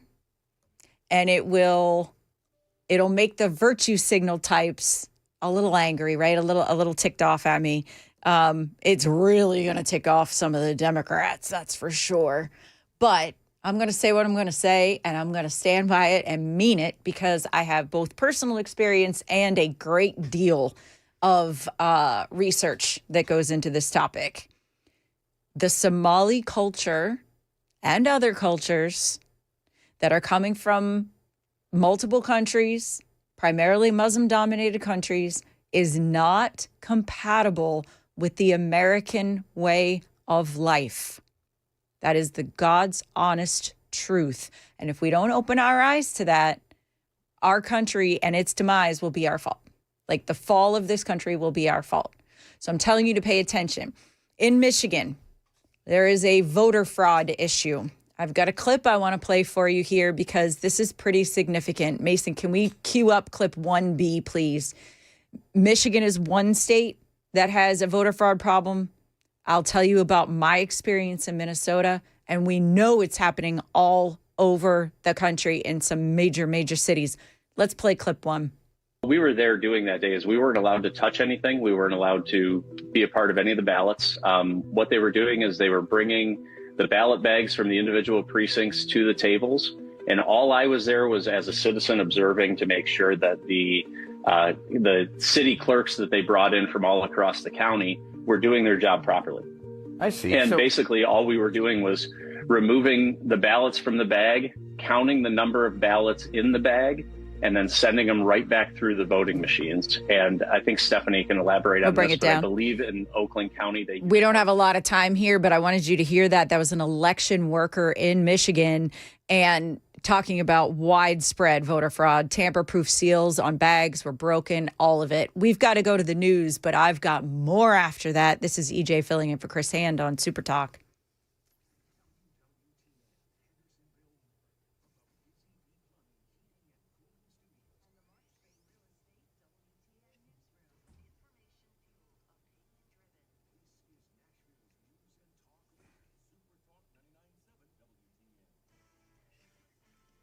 O'clock on the dot. I'm Ken Weaver with your top stories, and we could see some widespread light to moderate rain turn into a wintry mix. Watch this. We got the full forecast coming up in 5 minutes. U.S. Supreme Court's hearing a case related to online piracy and whether internet service providers are responsible for patrolling who puts what online. Sony Music has taken Cox Communications to court over the issue. Lower courts have sided with Sony, but Cox is asking the High Court to dismiss those prior rulings. We get more from ABC's Devin Dwyer. Major record label Sony Music Entertainment says the answer is yes, that internet providers contribute to billions of dollars of losses every year by failing to cut off access to people who illegally download and stream content. They're seeking $1 billion from Cox Communications, one of the largest broadband internet companies in the United States. Luigi Mangione back in a Manhattan courtroom this morning for a critical pretrial hearing. The high-stakes hearing comes nearly a year after prosecutors say Mangione gunned down the CEO of United Healthcare on a Midtown Manhattan sidewalk. His defense attorneys are trying to convince the judge to prohibit prosecutors from using key evidence at trial, including the alleged murder weapon and writings that prosecutors say lay out Mangione's motive for the brazen murder. They argue the evidence was seized illegally without a warrant when Mangione was arrested after a 5-day manhunt last December. Peter Haralambous, ABC News, New York. Well, a new study from the journal Pediatrics takes a look at the effect of cell phones on young people. The results are troubling, says ABC's Mike Dubusky. Depression, obesity, and insufficient sleep are among the negative effects experienced by kids who were given cell phones before age 12, according to the Adolescent Brain Cognitive Development Study, which surveyed more than 10,000 children, making it the largest study of its kind in the U.S. to date. However, it didn't establish a cause and effect relationship between early cell phone use and negative health outcomes, just that they're correlated. Mike Dubusky, ABC News. And after 3 days of voting involving more than 30,000 people, Oxford University Press has chosen its 2025 Word of the Year. It reflects the current political, social, and economic climate and is actually 2 words, says ABC's Jim Ryan. Rage bait. If you aim your weapon at me, it's going to be the last thing you do. It may have started with online gaming. I think this guy's just a troll. Intentionally posting things just to get a rise out of people is now a favorite tool of influencers. Look at this cute little espresso cup. Espresso. Social scientists say the goal is to get views, even if it means irritating people. In the attention economy, clicks mean money. No, I didn't do that. Yes, you did. That's why Oxford University Press has made rage bait its word of the year. Jim Ryan, ABC News. That's the latest news. Weather's next. I'm Ken Weaver, WTN News.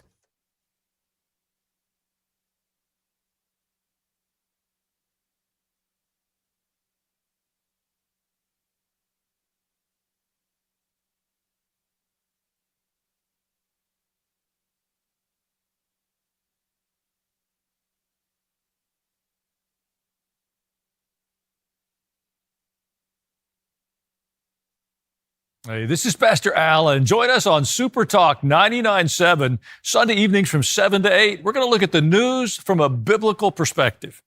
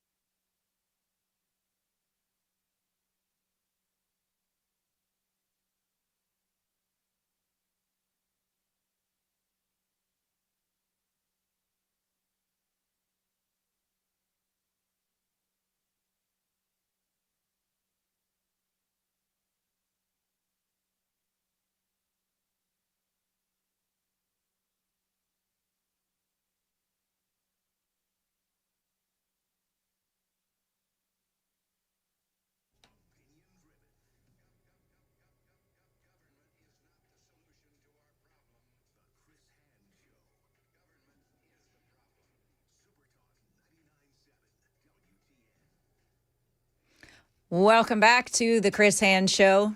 I am clearly not Chris Hand. He will be back, though, I promise. I am only filling in for today. This is EJ Haust. You can find me on X at EJ Under the Radar. I don't do a whole heck of a lot of social media. Like, I don't have a public-facing Facebook page. Instagram, I have it, but it's like nothing. I don't do anything there. Primarily because my day job is technological in nature. I actually have a technology company that helps businesses get found online. And so when I do this public facing radio stuff, I really don't have a whole lot of time to promote it. So thank you to everybody who's following me on X. I was pleased to see that Chris Hand himself reposted me. So thank you, sir, for doing that. We appreciate it. If you would like to participate in the program, I've been chatting back and forth with some of the folks on the super text line, 615-737-9986. And we're talking about all kinds of topics. Obviously, the big conversation today and tomorrow is going to be this Matt Van Epps versus Afton Bain thing. However, we are going to take this time right now to talk about something that I think is far more significant and important to the future of our country. And yes, I get it. If we don't win this race, it'll be a smaller majority in the House and all of those things. Okay, that's fine. We can survive that. I don't think it's going to happen. I think Matt will win, but run through the tape, as they say. Get out there and vote. In the meantime, however, let's also do two things at the same time. Let's walk and chew gum at the same time. We have a culture problem in the United States right now. I played a clip before the break, before the news, of a Michigan poll worker who was talking about chain of command and the seals on the ballots that were not properly handled. Michigan has a very strong immigrant population that has a culture of corruption. I know people don't want to hear that. They want to call me nasty names. They want to say I'm mean. I am going to tell you I have personal knowledge of it, and I've also done extensive research. I'm going to tell you a little story now about voting in the state of Minnesota. Most people here in Tennessee don't realize that, voter ID is not a thing in a lot of places, Minnesota being one of them. And it gets worse. You can just show up in the state of Minnesota to a polling place and with like a neighbor or a friend who just promises that you live in the district and that you are okay to vote. It's called vouching. And this happens frequently. It happens with college students, and this is verifiable. There have been documented cases where people have legitimately been charged with crimes for voter fraud and fraudulent ballots, et cetera. It's a thing. You can bring up to 15 people with you. In the state of Minnesota, you can just say, all right, I promise that these are all voters. I was a poll watcher in one of the more difficult areas of town. It's called Cedar Riverside. It's Minneapolis. It is almost 100. I think it might be 100% Somali population now. Very little English is spoken there. It's like, I know it has the nickname Little Mogadishu. I think that's kind of derogatory, whatever. But the truth is, it is such a heavy Somali population that it is uncomfortable for folks to say do business there or whatever. Given my personality and my lack of backing down, I tend to be one of the more stronger personalities in the room. That's just my nature. I was sent by the Republican Party to be a poll watcher in that particular location. So there's a couple of precincts there in that neighborhood. The one I was in was really, almost every person that walked through the door, and I mean this, like 99.5% of the people walking through the door were of Muslim faith, dressed in Muslim garb. The men could wear what they wanted. The women, however, would break your heart. And this is where I knew that we had a culture problem. And this was probably 10, 12 years ago. I know it's only gotten worse. But the women come in. They're only allowed to speak to the man that they came with. You can't see anything other than their eyes. They are wearing, the burqa, the long, looks like a cape with the eye holes, almost literally like a costume, like a ghost costume, but in black. And others come in with the full headdress, like you would see a Representative Ilhan Omar wearing. But most of them come in fully covered. And you really couldn't tell if they were male or female or what the name is because they can't tell it to you. And they would not know how to write. So you do, even though you don't need an ID to vote in the state of Minnesota, you do, however, have to sign a document that says that you are who you say you are. Yeah, what does that do, right? So these women we think most of them are women, would come up to the desk, and their voucher person would say, yep, I promise this is my wife, this is my sister, this is my neighbor, whatever. And they would have to sign this piece of paper. The women didn't know how to hold a pen. I'm not kidding about this. They don't have ID. They come in only on the arm of a man. That man helps them vote.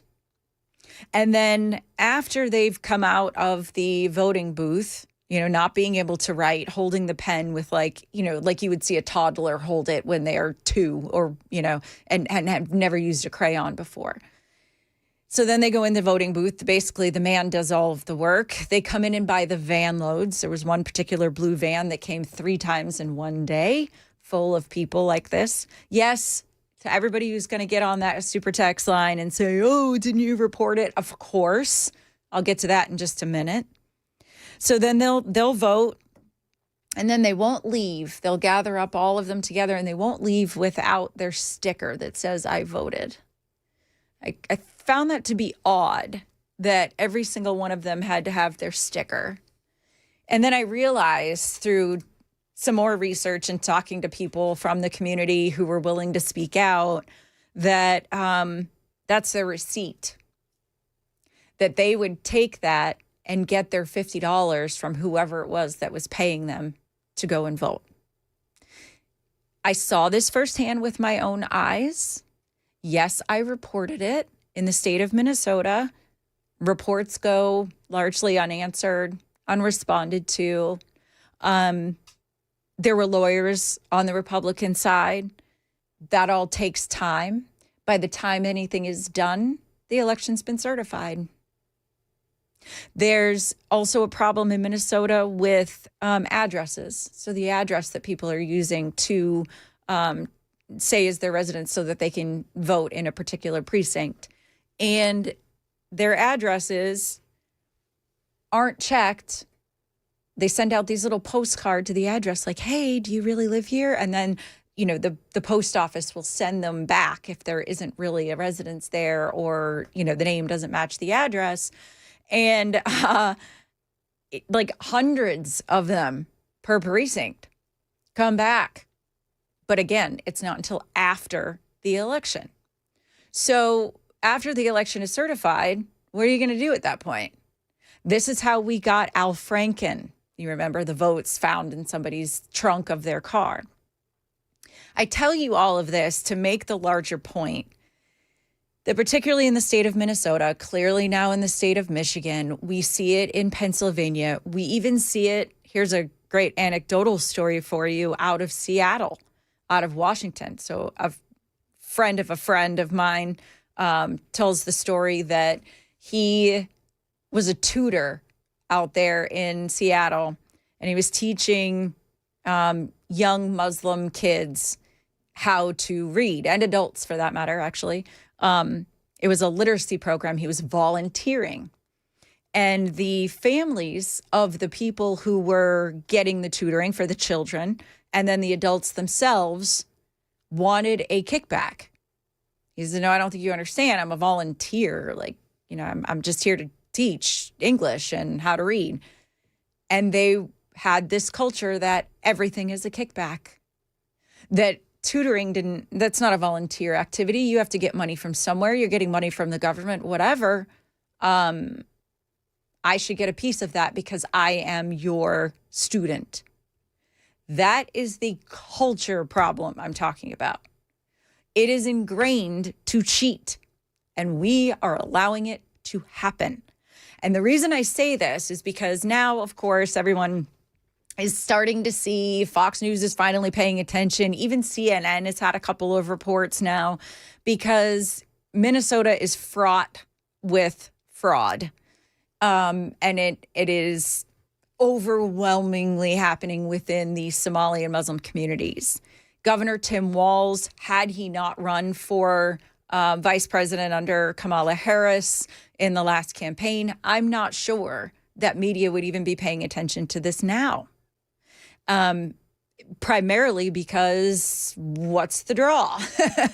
It doesn't do anything. They get what they want. They get their Democrat elected over there, and lots of NGOs get plenty of money, and then all the kickbacks just get to all the people. It is laundering, for Pete's sake. So it's starting to hit the airwaves now. You're really starting to see some of the larger news outlets make a big deal out of it. In Minnesota, we've got the Feeding Our Future scandal. That was COVID relief money where Somali community, by and large, it was others as well. And there's something like 80 people who've been accused and are going through the court process right now. I think we're up to like 78 or something like that. But $250 million over the course of the COVID-19 pandemic were defrauded in the state of Minnesota. It was supposed to be feeding children. It's called Feeding Our Futures. They were supposed to be feeding children, but they were taking the money themselves. So they were claiming that they were feeding 3,000 kids a week, for example. Really, they weren't feeding anybody, but they were getting the money from the state. This all happened under the watch of Governor Tim Walz. Okay, this is documented. This is proven. This did happen. People are going to jail for it. Okay. Members of the organization Feeding Our Futures, this whole scandal, were accused of defrauding the state's USDA-funded school nutrition programs. So remember, during COVID, I told you in Minnesota, we were locked down. Like, we weren't allowed to do anything. We weren't allowed to go anywhere. Grocery stores were closed. You could only go to big box stores. Like, it was bananas. But these Feeding Our Future scandal people who were running that organization were saying that they were feeding kids with this COVID relief money. Absolutely bananas, okay? On September 20th, 2022, the U.S. Attorney Andrew M. Luger announced federal charges against 47 members of Feeding Our Future employees and their involvement. That number has now grown to almost 80. So absolutely wild story. That is a real thing that is happening. It's ongoing, and it has been for a few years now. So absolutely bananas if that story doesn't get any worse. But this is the culture, remember. I'm talking about, keep that in mind as I go through all of this. Can't get 80 people in a community to defraud the government if there isn't some sort of culture of corruption there. In the spring of 2024, so not that long ago, a group of 7 individuals were the first to go to trial. Near the end of the trial, an attempt was made to bribe a juror in the case to vote to acquit with $120,000 cash. So again, it wasn't enough that they were taking the money initially. It wasn't enough that they were defrauding the system. They had to also try and tamper with the jury. Okay, this is like mafia stuff here. Okay, come on. You're laundering our money and you are incompatible with the American way of life by and large. The people I have talked to on the phone today, the people on this super text line, the people that I talk to in my everyday life, and the people that you as listeners talk to in your everyday life are by and large honest people. They have integrity. They want good things for our country. And the thought of trying to bribe a juror for $120,000, the thought of lying and saying that you're feeding 3,000 children, but you're not, is outrageous to us. Okay, so that's only one scandal. This is so bananas. And this all happens under Governor Tim Walz's watch, okay? Autism. Of course, we want to help people with autism. You will not believe the numbers I am going to share with you about the Medicaid fraud in Minnesota after Somalians opened their own centers. We're going to talk about that and the culture of just the corruption and what they think is normal and how it's incompatible with American life. Trust me on these. You want to hear these numbers. Again, if you have something to say about it, 615-737-9986 for the super text line. You can also call in if you'd like. This is EJ Haust. I am filling in for Chris Hand on Super Talk 99.7 WTN.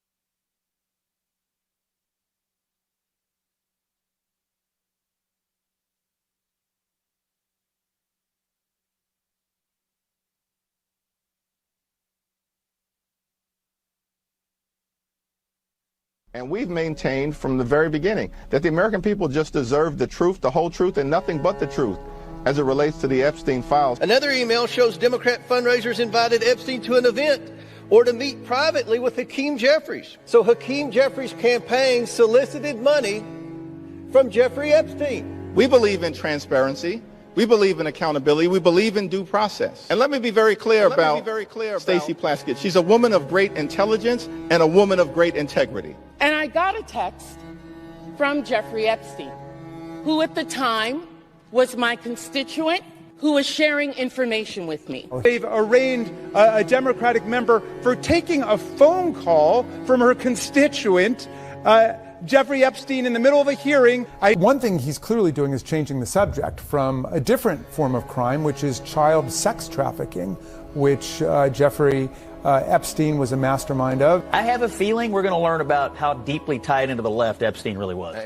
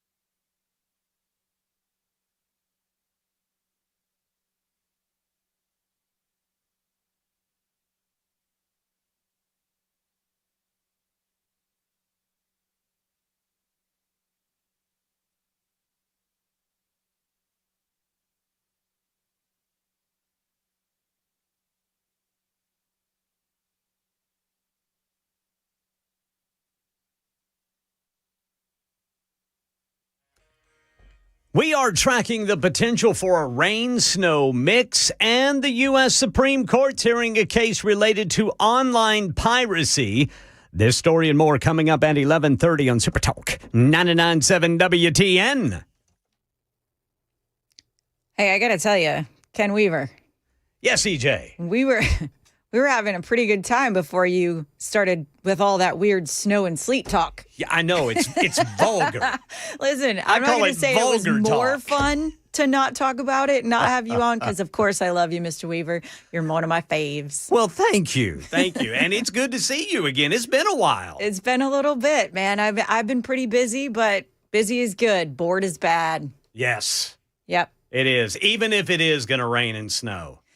Only for a little while, and then it's going to clear up and it'll be fine. Yeah, we'll make it. Fingers crossed that it just won't be anything. Yeah. I mean, the news stations tend to get us all worked up over this stuff, especially for the first major ick storm of the year. So, yeah. Whatever, everybody. I don't think you're going to need snow shovels, but I would take it slow on the commute tomorrow morning. Yes, absolutely. Mm-hmm. Better safe than sorry. That is right. Okay, everybody. So we are talking about fraud, Somali culture, Muslim culture, and being incompatible with American culture. I've been kind of sharing some stats with you, some things about feeding our futures out of Minnesota. Obviously, we have problems in Michigan with voter fraud and integrity there. We've got problems in Seattle. It is a culture problem. I cannot stress that enough. So what I promised you here is these autism claims. So here's the scam. These Somali leaders would say, okay, we're going to set up an autism center.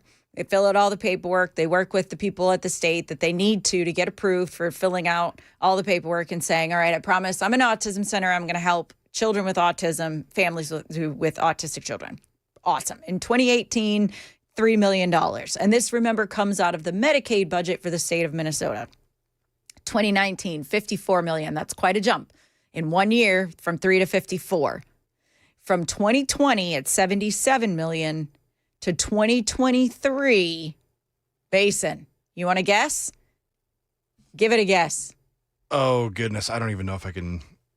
So under $100 million in 2020, $77 million. In 2023, $399 million in claims, Medicaid claims, for specifically these Somali-owned autism centers. And autism in quotes, right? Because they're not actually autism centers. They're, again, just like they were claiming to feed all the kids, here they're claiming to help all the kids with autism. And so the families were getting kickbacks. Think about how awful and just depraved this is, too, that you would use autism as a way to scam the federal government and your state government out of money. That's insane. Truly bananas. Actually, I have some people on the super text line saying they like it when I say bananas. So it's a catchphrase. It's a thing. So, but the reason I bring all of this up, I understand people are going to say, well, what does that have to do with me here in Tennessee? A lot of people don't realize that over in Memphis, we actually had someone who was arrested for defrauding and being an illegal immigrant and defrauding the government, who ended up back in Minnesota. That's a verifiable fact. We do have immigrant populations making their way here, whether it's through Catholic Charities or Lutheran Charities and other organizations, NGOs that are bringing them here in to Middle Tennessee. In Nashville, there was a sex trafficking ring. A lot of people don't want to bring that up. That was primarily Muslim community running that too. So we've got our own issues right here. And if we don't deal with immigrant populations that don't want to assimilate, we're going to be in trouble. I'm going to get to this a little more right before we close out the show. But after the break, I've got another guest for you. I would be remiss if I did not have someone else to talk about the TN7 race, because it is that important today. But I promise you'll find this one interesting. Thank you for listening to The Chris Hand Show on Super Talk 99.7 WTN.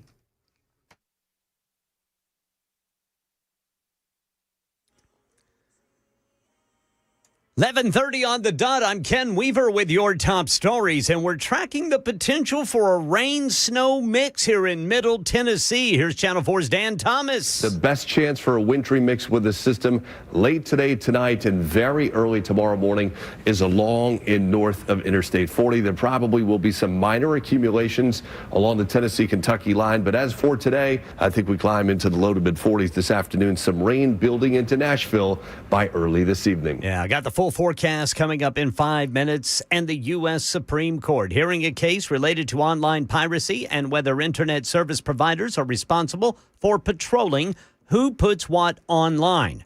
Sony Music has taken Cox Communications to court over the issue, and lower courts have sided with Sony, but Cox is asking the high court to dismiss those prior rulings.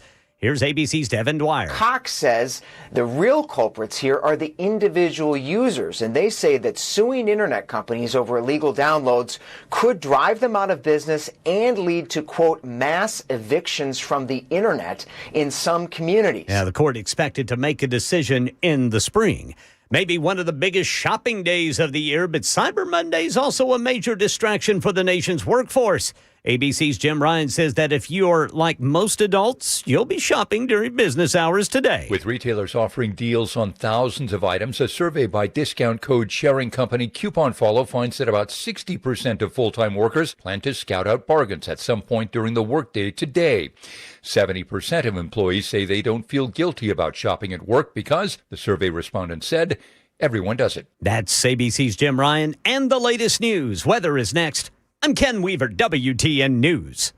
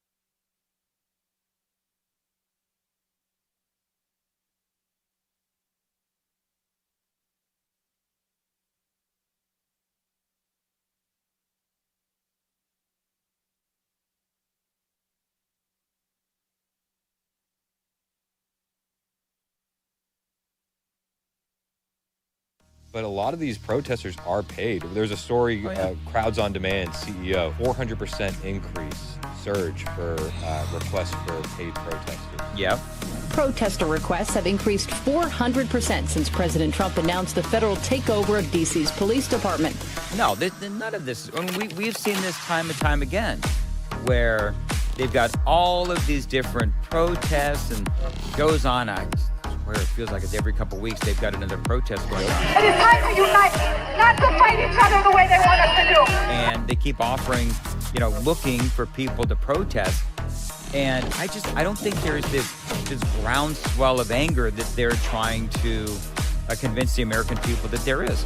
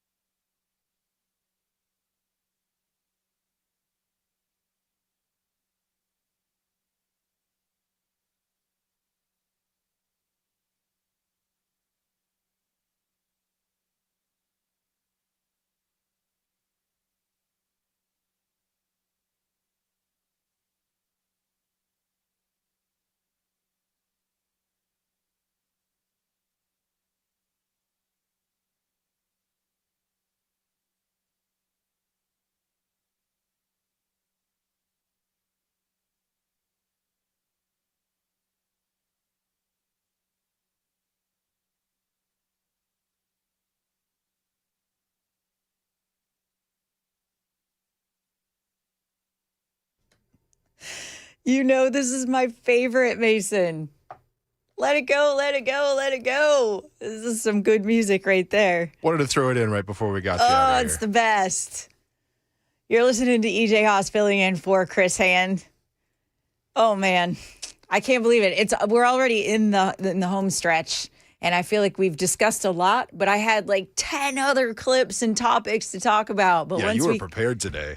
Once we get into it, though, right? You just have to roll with what's coming at you. And I get passionate, man. I get passionate, particularly when it comes to fraud and American culture and just having some integrity, man. One person who I know has a lot of integrity, and I appreciate so very much him being on the show, is the chairman of the Williamson County Republican Party. It is one of the largest and most active county parties in the state of Tennessee. And I understand that, we're talking to rural Tennesseans, we're talking to, downtown types. And Steve is the chairman of just Williams County is massive, and it kind of encompasses a little bit of everything. So really appreciate you being on the program, Steve. I want to talk to you as a retired Air Force fighter pilot with 22 years of experience. You've lived in Tennessee for a long time. You fly as an airline pilot. I think your story is compelling, but today I want your expertise on what's going on in TN7. Thanks for being on the program. Thank you, EJ. Appreciate you having me on, and Merry Christmas. Yeah, thank you. Merry Christmas. Emphatically, Merry Christmas. Amen. So the Tennessee 7 race. Wow. Feels like this thing's been going on forever, doesn't it? It does. Since Mark Green announced his retirement earlier this summer. We had the primary, and I just want to say, the guys that were in the primary with Matt Van Epps, what a great quality group of individuals. Mm-hmm. Some fine men. I was at an event this morning, a rally for Matt, and several of them were there and to lend their support to Matt. And again, just a great group of individuals. That speaks volumes, Steve. Really. Because I have kind of heard out there, particularly in Williamson County where I live, that there's a little bitterness. Their guy didn't win the primary. They don't have a lot of enthusiasm for Matt Van Epps. They'll probably just vote anyway. You know, we've got pretty good early voting numbers so far for a special election that's in such a strange time of year. But I think it does speak volumes that the people that they voted for are now supporting Matt Van Epps. Yeah, absolutely. You know, we had all three of the state legislators that were in that race: Jody Barrett, Gino Bolso, Lee Reeves. You had Mason Foley was there. Adolph Dagan came down from Clarksville. I think as Stuart Cooper was there. Joe Lures was there.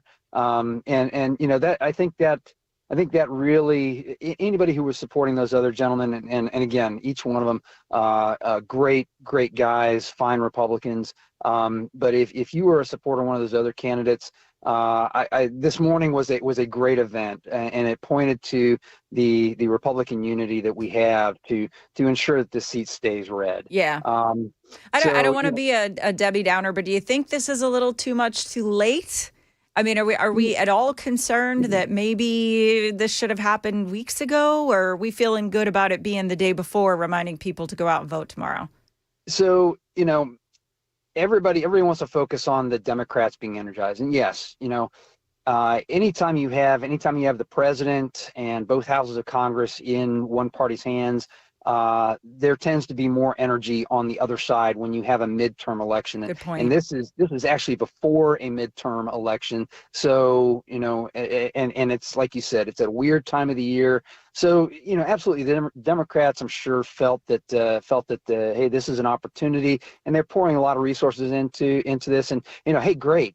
You know, if they're pouring a lot of resources into the Tennessee 7 race, guess what? That means that they have that much fewer resources to pour into a race in Ohio or in Texas or you know, another state. So you know, go ahead and burn your resources here, and you know, let's make this the graveyard of failed Democrat candidates. Yeah, I love that. That's a great way to put it, Steve. Really, I know there has been quite a lot of money. The latest report I saw was over $10 million in outside spending flooding into this race. Looks like Republicans are outspending Democrats as of the last report. However, I am seeing a lot more spending happening by Afton Bain and her cohorts, like the other PACs and things like that.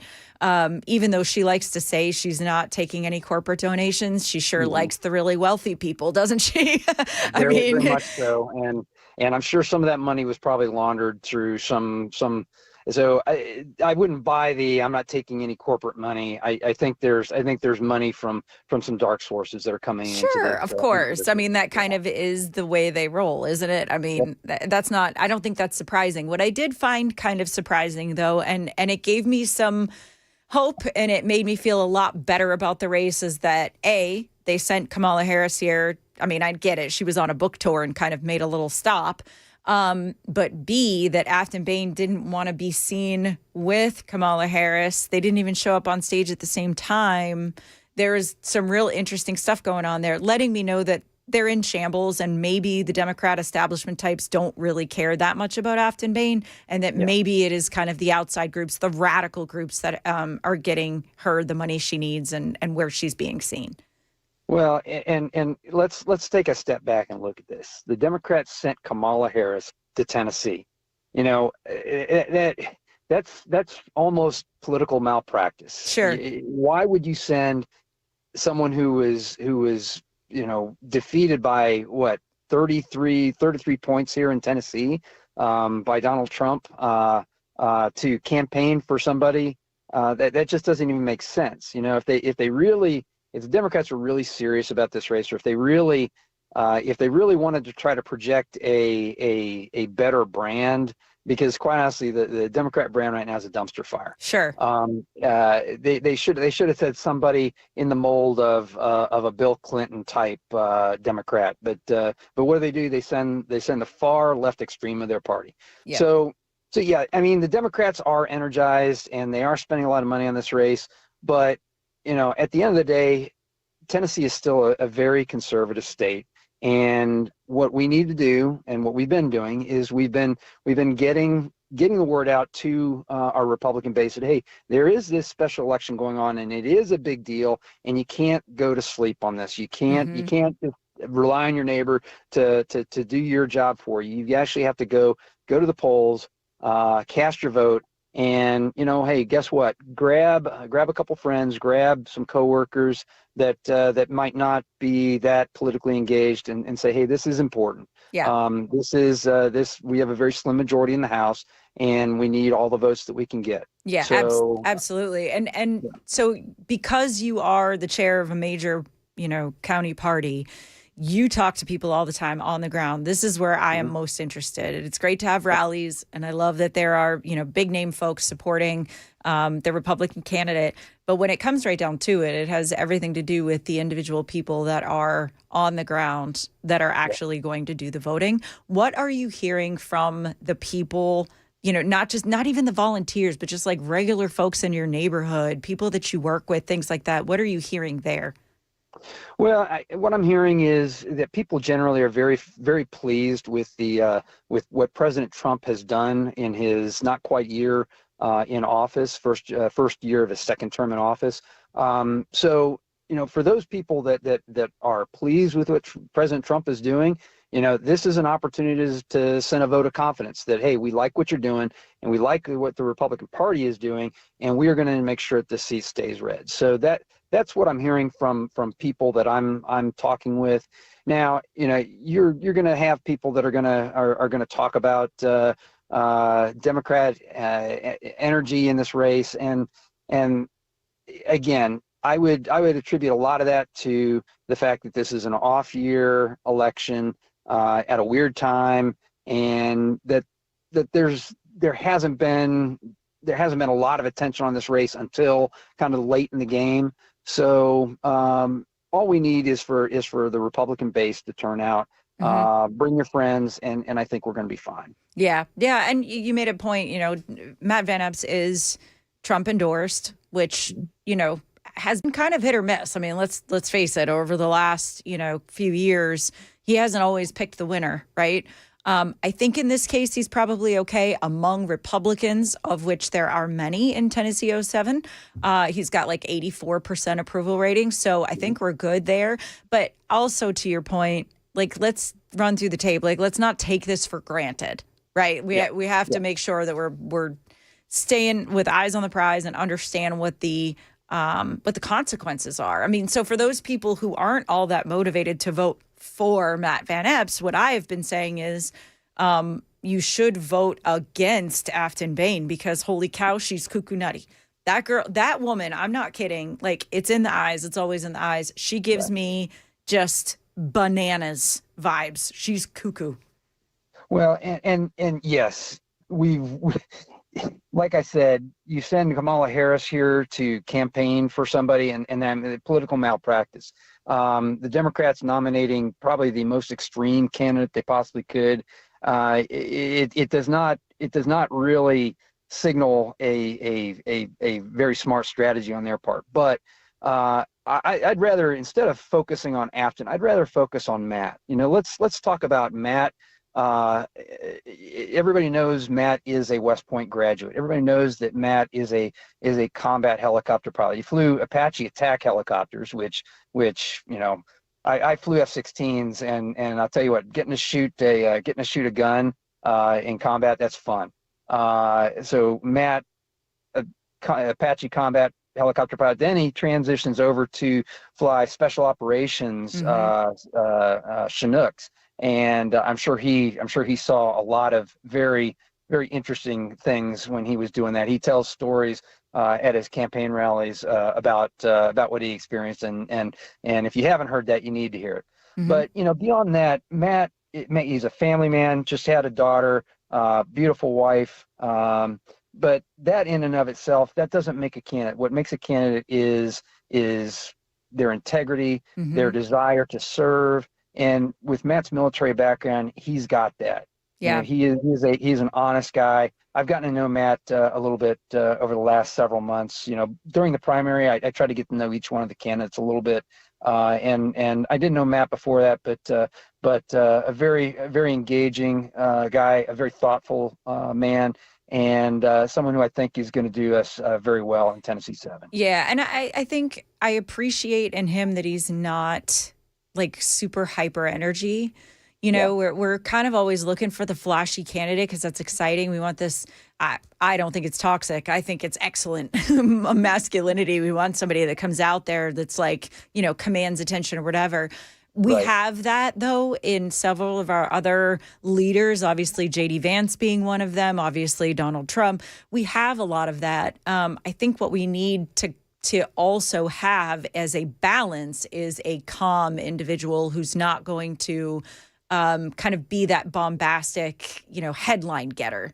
I think that's okay, and I think that's what Matt is. So I'm praying that he does really great things. I think he's got a lot of momentum right now, thankfully because of the rally this 100%. morning, and you know, ultimately. So I look at. I'm going to ask you what I asked our previous guest too. I tend to look at where people put their money, and Polymarket says he's got an 89% implied probability of winning.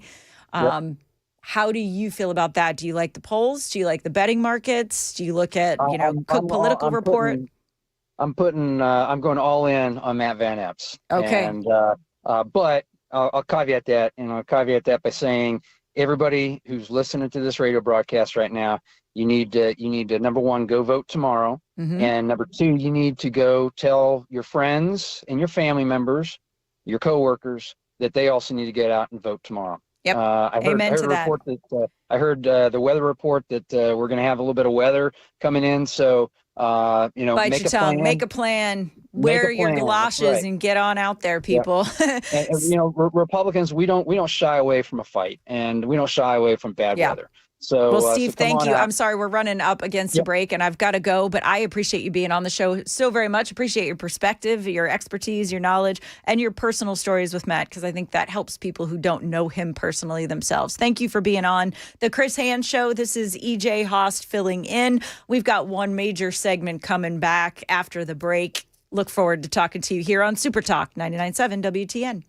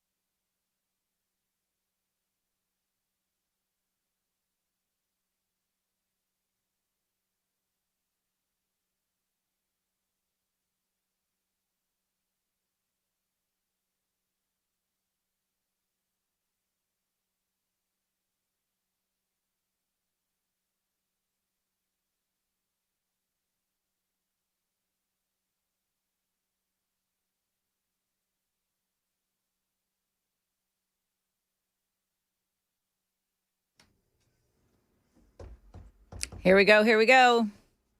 Chris Hand Show wrapping up. I am EJ Haust. Please go find me on X at EJ under the radar. We have had a jam-packed show today. Obviously, the story of the day is TN7. I wanted to share some of my personal stories with you so that you know where I'm coming from. So if you do go out there and you follow me on X, you know that I have a wealth of experience, not just in, talking my face off on the radio, but also just in general, doing some research on some things that are really attacking our culture and our way of life. I appreciate you so much being here, listening to me and all these stories. Hopefully I'll have the chance to come back again. Thank you to all the super texters who have communicated with me all of this whole show for 3 solid hours. Hopefully I got back to most of you. I appreciate that so much. I'm going to leave you with this as someone who has experienced it. I talk a lot about the Muslim culture, and I'm not talking about this from a place of hatred or anger. I don't want anybody to feel as though I'm saying this because there are no exceptions or I have a very rigid point of view. I say emphatically there are always exceptions, but to ignore the incompatibility between the Muslim religion and American way of life is foolish. Muslim culture is not compatible there. American culture is built on individualism, charity, self-reliance. I'm telling an audience that knows this already. They are takers by nature. Americans are givers. They are militant religiously. Americans are accepting of other beliefs. Heck, it's right there in our Constitution, right? They are satisfied with kind of a mediocre, dependent living situation full of corruption and taking money from the taxpayer instead of actually contributing to society and assimilating with the American way of life. Americans, by and large, want more, a better life than the generations before them, and to leave this place a better place for our kids. And so I say all of this, because the time for fence sitting is over. Sitting silent doesn't get anything done. And I hope that we'll address this in a way that is productive, where we can say, yes, we want you to assimilate. I want those women who go in to vote in Cedar Riverside to know how to write. I want them to have a driver's license. I want them to learn in American schools and not expect a kickback for it. You know what I mean? That's what I'm saying. I'm saying there is a way forward. And if you don't want to do that, then yes, I stand with President Trump, who says, get him out. That's all there is to it. We have a really great country if we keep it. So on that note, get out there and vote tomorrow. Thank you for being here on the Chris Hand Show.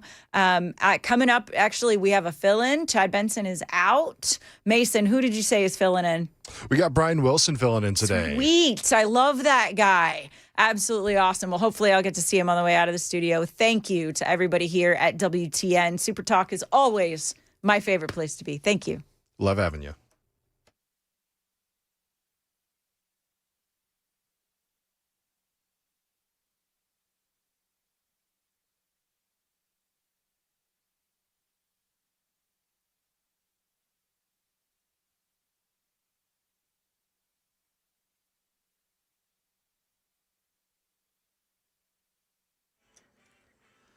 Twelve o'clock on the dot. I'm Ken Weaver with your top stories. We've got the full forecast coming up in 5 minutes. Tell you about that potential for a wintry mix later tonight.